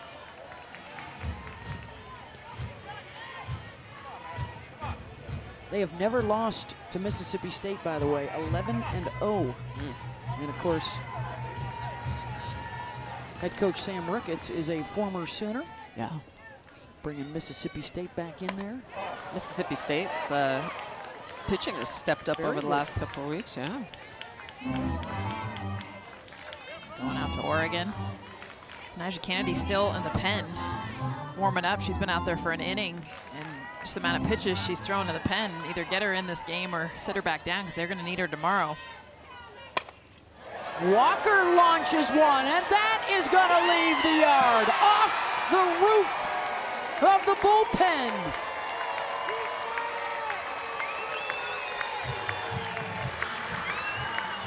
Solo shot is the 3rd one of the day for Florida, and they respond again. 3rd home run of the game for the Gators. We talked about the bottom of the order for Tech, but how about for these Gators? Madison Walker, who had 2 walks, her first 2 at-bats, takes a rise ball, and this is the adjustment that she's made, is being able to attack this pitch, and once you get to that rise ball, off the roof there in left field. So they peppered Terry for the 2nd inning in a row, the 3rd home run in the last 5 that have come to the plate. And where is Nyjah Kennedy? Well, we're going to see a catching change as well. Victoria Valdez, who is her catcher, will also come into this game. They did not want Nyjah in this game in this series until tomorrow, but they are going to need it. With all the long balls, someone to shut this door. Jerry Glasgow told us yesterday he loves the chemistry between Kennedy and Valdez. They have become a good duo. And so here comes the former player of the year, the former pitcher of the year nationally, who's been at the World Series the last 3 seasons with 2 different schools and is trying to get the Red Raiders back again for the 2nd time. Oh, Kennedy, she's the power pitcher that everybody talks about. It's that explosive rise ball up in the zone as well as a changeup. Those 2 pitches work hand in hand with each other, but she'll also expand the zone with that screwball, curveball combination. But it's that rise at 49% of the time, the changeup up near 15% of the time, and using those velocities anywhere from low 50s up to 72 miles an hour.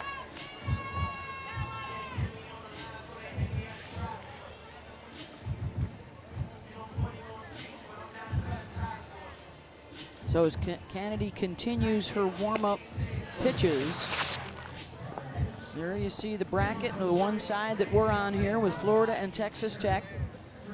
Tennessee already up 1 game on Georgia. They have a chance to win later today to punch the first ticket to Oklahoma City.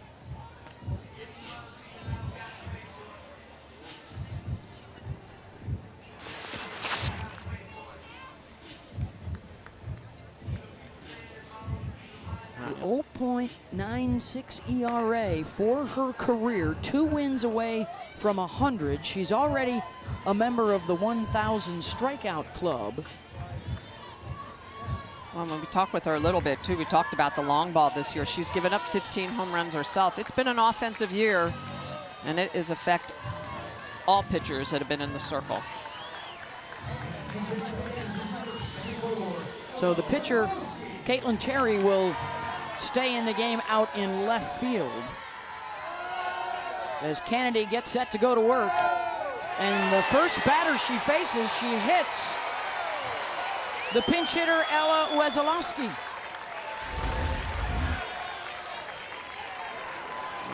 Pitch on the inner half, it looks like a rise ball, and it just comes into the hand, and Wesolowski, woo, staring her down. It's getting spicy in Stillwater, Gainesville. As good as Kennedy has been throughout her career, there have been some bumps in the road of late. The loss to Arizona State in the Big 12 championship right after she threw a perfect game against Baylor. And then 5 earned runs given up in that Ole Miss crazy game. That ties the most in a single game in her career.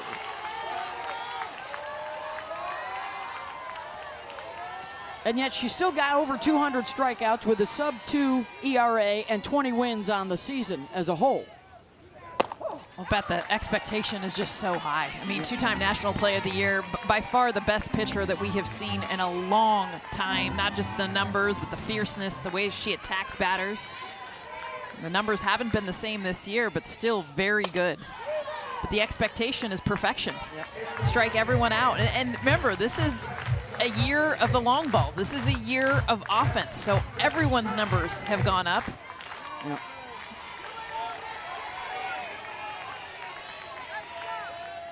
Florida threatening, down 3 here in the bottom of the 6th. Comia punches one out to left and a base hit, and that will bring the tying run to the plate with their single season home run leader from a year ago, Taylor Shoemaker, coming up. And looking for her first hit of the day.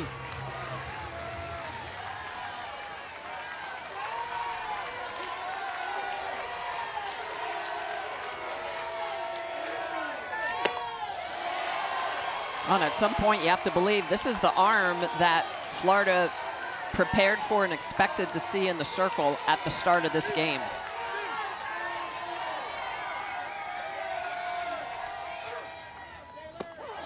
An All-America showdown right here.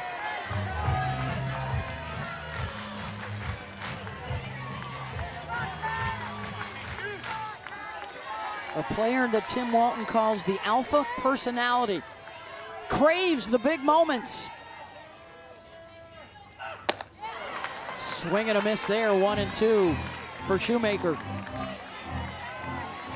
72 miles an hour, Nyjah bringing the velocity right now. You can hear the grunt.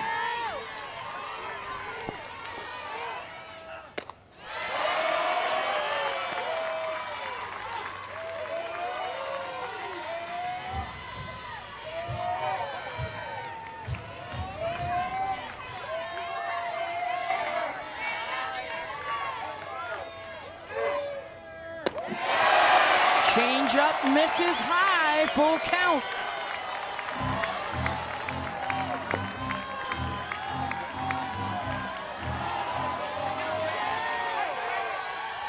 Struck her out.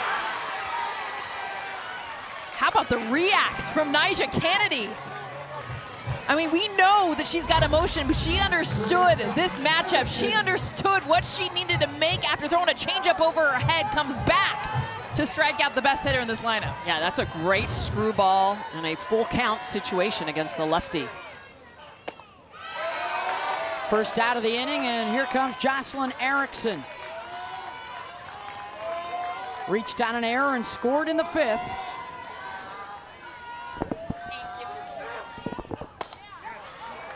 Fouls that out of play. Well, and that's where Kennedy likes to live against lefties, is on that arm side of the plate. She'll use that screwball, she'll use that rise ball, but that is the slug spot as a lefty hitter that you're looking to attack.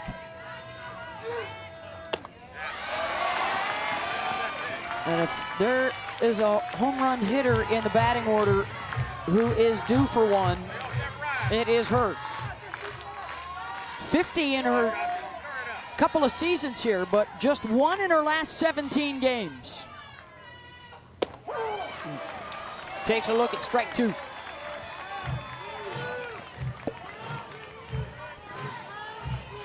There you see the numbers. 20 on the year.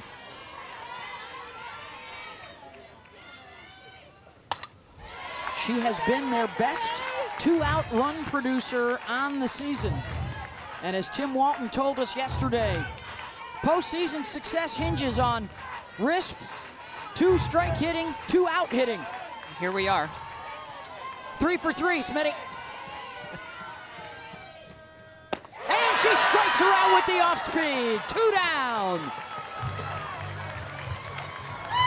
Nyjah Kennedy, we talk about her rise ball and how good it is, the screwball expanding the zone, but it is this changeup that is knee buckling so far out in front of it. Look at the swing by Erickson, not being able to identify that pitch coming in at 54 miles an hour. Set it down to Holly Rowe. Well, you talked about Nyjah Kennedy's numbers may not be typical for her this season. It has been an offensive year in college softball.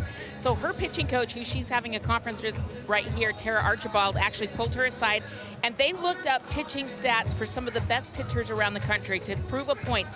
Everybody has got different numbers this year, Nyjah. It's not just you. This is a year of offensive players. The strike zone is smaller. And so Nyjah was like, okay, I'm going to take a deep breath. She said it had been a little hard psychologically, thinking like, what am I not doing? But really, it's just about the hitters and what's happening in the strike zone. So Nyjah feeling a little bit better. Tara Archibald breathing confidence into her pitcher as she's continuing to do right here. Yeah, Tara, of course, also happens to be Jerry Glasgow's daughter. And great advice for Kennedy, because when you do look around, I mean, you know, you think of Jordy Fromm, you think of Carlin Pickens, you think of Kenzie Brown, you know, the numbers are just lower this year. And almost everybody points to the strike zone. Yeah, walks are up, home runs are up. Here's Ava Brown. Still with a chance to tie it with one swing for the Gators. Oh, and Brown had that big 2-run home run her last at-bat. A lot of power.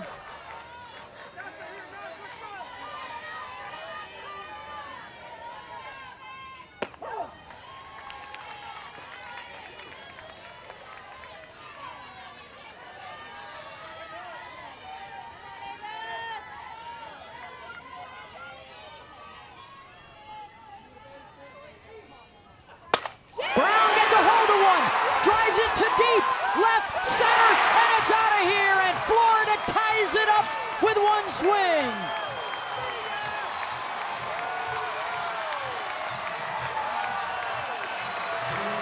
A 3-run blast off of Nyjah Kennedy, and Gainesville comes to life.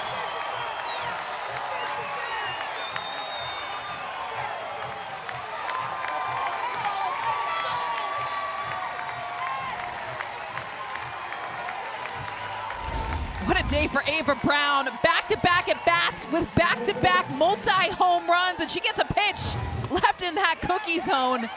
3 more runs. Ground out ends the inning, but not before the Gators erase the 6-run deficit from earlier in the game to tie it up. Ladies, we got ourselves a ball game. Talk about the long ball, both sides. Texas Tech and now the Gators responding with a 3-run shot. Tie this game up here in the 6th inning. Well, things have gotten sideways in a hurry here in Gainesville. Look at all the crooked numbers. Texas Tech once with a 7-1 advantage with a chance to put the Gators in run rule territory. And instead, Florida responds with 7 runs in the last 2 innings, 4 home runs, including one off of Nyjah Kennedy. And it's all even at 8 as we head to the 7th. And now Florida or Texas Tech may be just 3 outs away from taking the opener in the best-of-3 series.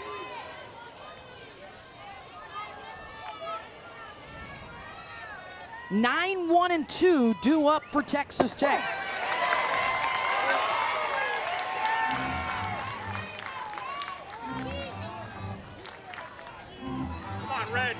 On a day when the offenses have put a charge in Rothrock, Terry, and Kennedy.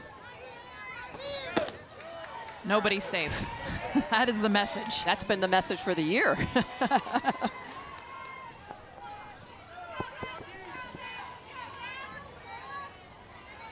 6 combined home runs in about the last half hour. Even the Love Bugs have run for cover. And I'm wondering how much rope Tim Walton gives Oxley if Keegan Rothrock comes back into this game. And I think Keegan is up, Jess, with that in mind. Yep. Tim Walton was very adamant. He pointed into the dugout and told Rothrock to go start warming up again right after that home run was hit. And the go-ahead run aboard here for Texas Tech with the top of the order coming up, and it's Mia Williams.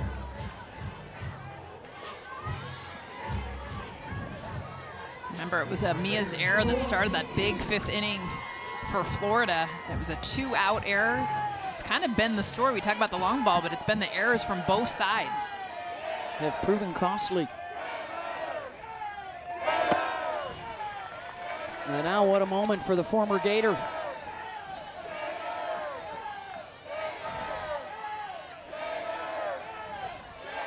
RBI double in the 3rd. She's been hit by a pitch twice by 2 different Florida pitchers.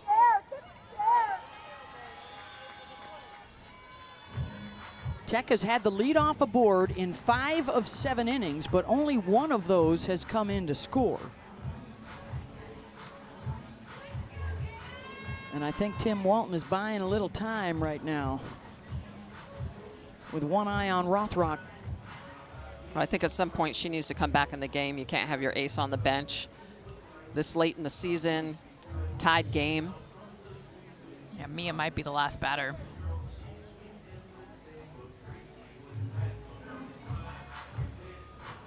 Again, not a big deal for Rothrock to pitch multiple days in a row, multiple games in a weekend. And of course in softball, if you're new to the sport, welcome. And the re-entry rule's a lot less rigid than in baseball. That's right. So she can come back after starting the game today. Back to Mia Williams, facing Oxley. Williams, and it's too late. And that one clears the bullpen roof. And Mia Williams with a triumphant return to Gainesville and a 2-run shot for the late lead.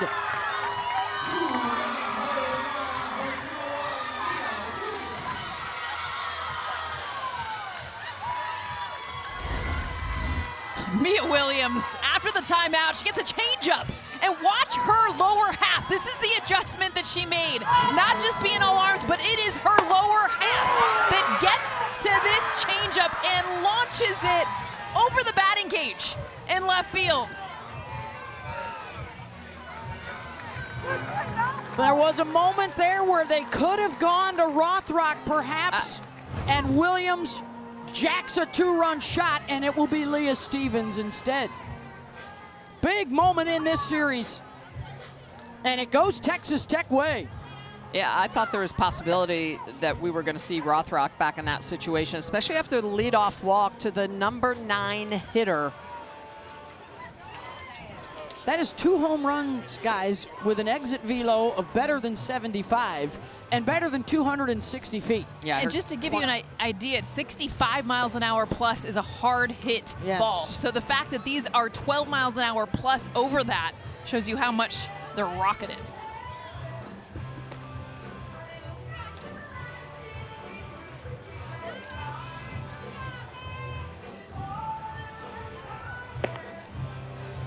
Stevens is the freshman righty.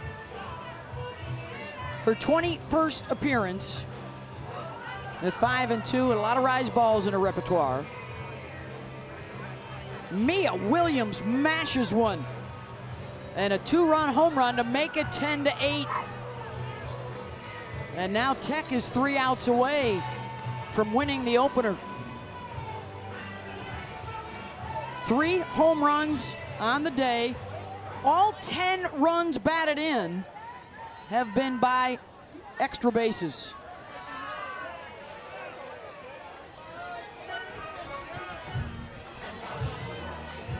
And Jerry makes his way back to the coach's box, strolling right across home plate. He is one of the characters in our game. Lee almost threw that first pitch. It would have hit him. He's coming right across the plate.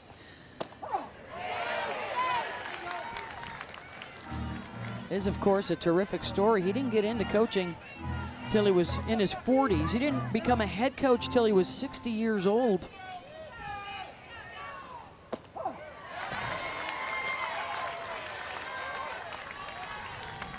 He's had plenty of history here in Gainesville as a longtime assistant for Sweet Lou Harris-Champer at Georgia.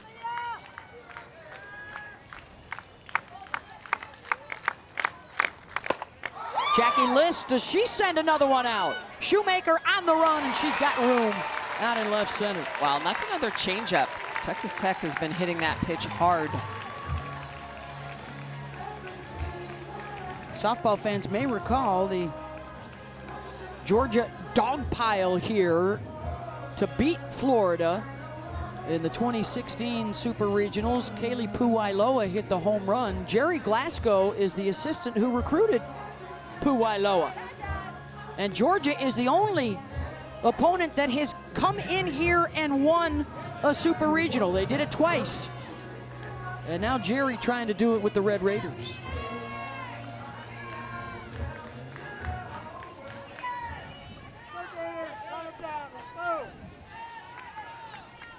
Here's Jasmine Burns. Single and a run scored. Everyone has reached base for Texas Tech today.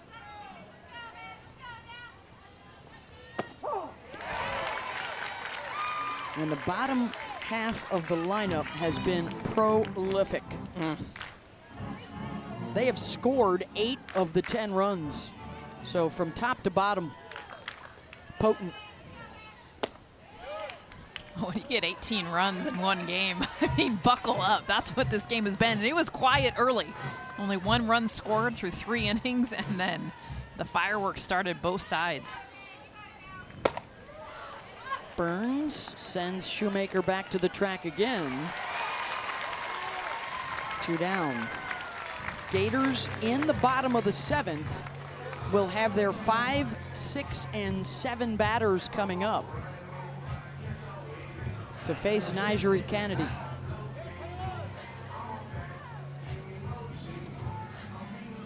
One of those is the home run hitting Madison Walker, the first baseman. Well, we really should state that this is the area where Texas Tech has the advantage on Florida, is just the depth of the pitching staff. Panel. Another long fly ball. Thomas in foul grounds, got it. But Mia Williams with the go-ahead shot. Coming back to Gainesville for the first time since she left last year and making an exclamation point, breaking the tie on the changeup. Let's take a look at today's Capital One rewarding performance. Oh, it's Mia Williams. She's got 3 RBIs, including a 2-run blast. Chuck the bat up in the air. That's the difference of this game. Been on base 4 times in this game, coming back to the team that she left, the Florida Gators, and that's what the story has been. 7 home runs between the 2 teams, accumulating for 17 runs, and that's just since the 4th inning. It has been all offense since then. Again, the winner of Game 1 in a Super Regional advances to the World Series, about 80% of the time. It is significant to grab this first game. And Nigeri Kennedy will try and close it out. The key is just to limit base runners, because the long ball clearly is a huge part of this game. You can give up a solo shot, but no one can be on base. Grover, Cahalan, and Walker due up for Florida. 2 of the 3 have hits today.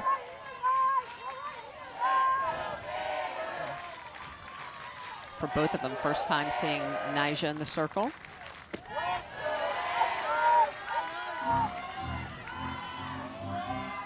Nyjah faced 6 batters last inning, struck out a couple, but also hit a batter and gave up a 3-run homer. Hard struck down the line, fair. And the single to start things off for Grover. That's her 3rd hit. And now the game tying run to the plate, and Kenley Cahalan, 16 homers, 64 runs batted in on the season. Oh, and this is a big opportunity for her. She struggled defensively Hitless so far today, way back in the batter's box facing Kennedy.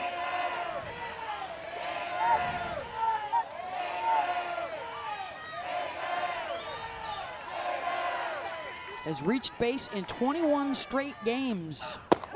A streak in jeopardy here. A couple of really good pitches on the outer half by Nyjah. Ahead 0-2.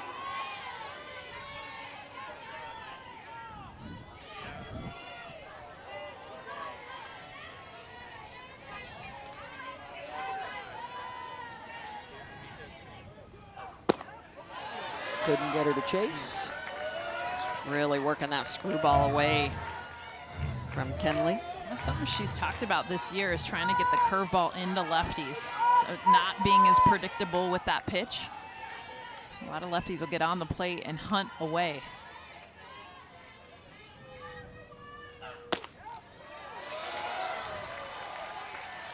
Misses outside, 2-2. With Walker on deck. Homered off of Caitlin Terry her last time up.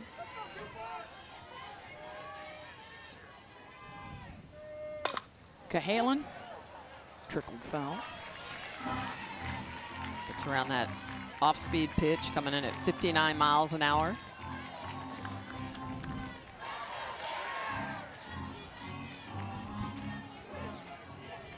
They've already rallied from a 6-run deficit today, and now down a pair with the tying run at the plate and a 3-2 count. And those were good takes, because remember the first 2 pitches in this at-bat were outside. Now being able to take the pitch, it's just a little bit more, leaving it out there. And Nyjah Kennedy, since coming on, has now struck out Shoemaker, Erickson, and Cahalan. The big 3 all go down swinging. Well, this is a great at-bat by Cahalan, but this was a better pitch by Nyjah Kennedy. Screwball down at the knees, and it just runs away from the bat. 2 outs away from winning game 1. But the tying run comes to the plate again. Here's Walker.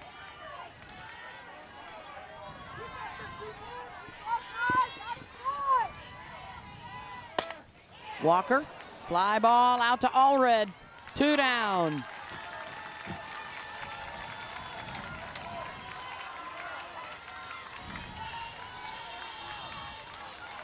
Last chance for the Gators.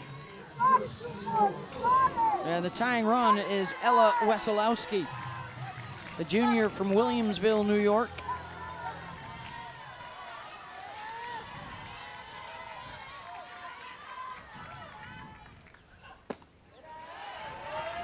Kennedy misses low.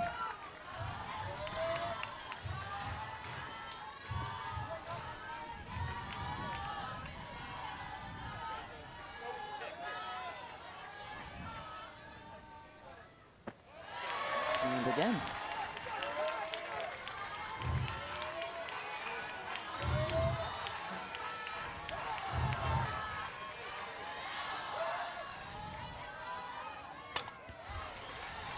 Two and one.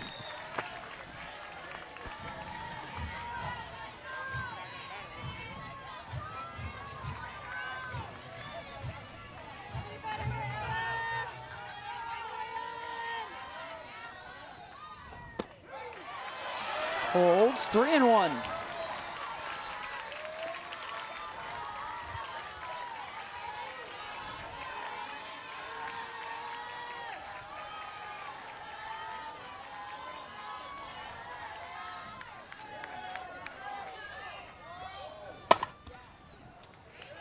Fights that one off inside, and a full count, and the Gators up against it. Kennedy 1 strike away from winning game 1 of the best of 3 Super Regional.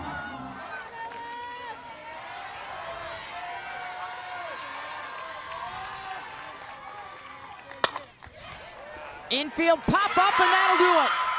Texas Tech, courtesy of a Mia Williams 2-run home run in the top of the 7th, wins game 1 10-8. How about this Tech offense? I mean, just coming to life in that 4th inning. They needed every run that they could get because the Gators responded. And we've seen every pitcher come into this game. Tomorrow's game 2. It's going to be fun. Yeah, and how about the Gators not giving up, down by 6 runs, getting late in the game, and they just bashed and battled. Yeah, the Gators, they need to be thinking, hey, we clean up the errors, we do a little bit better, we'll have an opportunity to possibly be in a different position tomorrow. Game 2 tomorrow on ABC at 12:30 Eastern. A home run fest here in the opener and a 10-8 win for Texas Tech over Florida. We got more Super Regional action coming up. Oklahoma and Mississippi State with Tiffany Green and Aaron Miller on the call on the road to the Women's College World Series.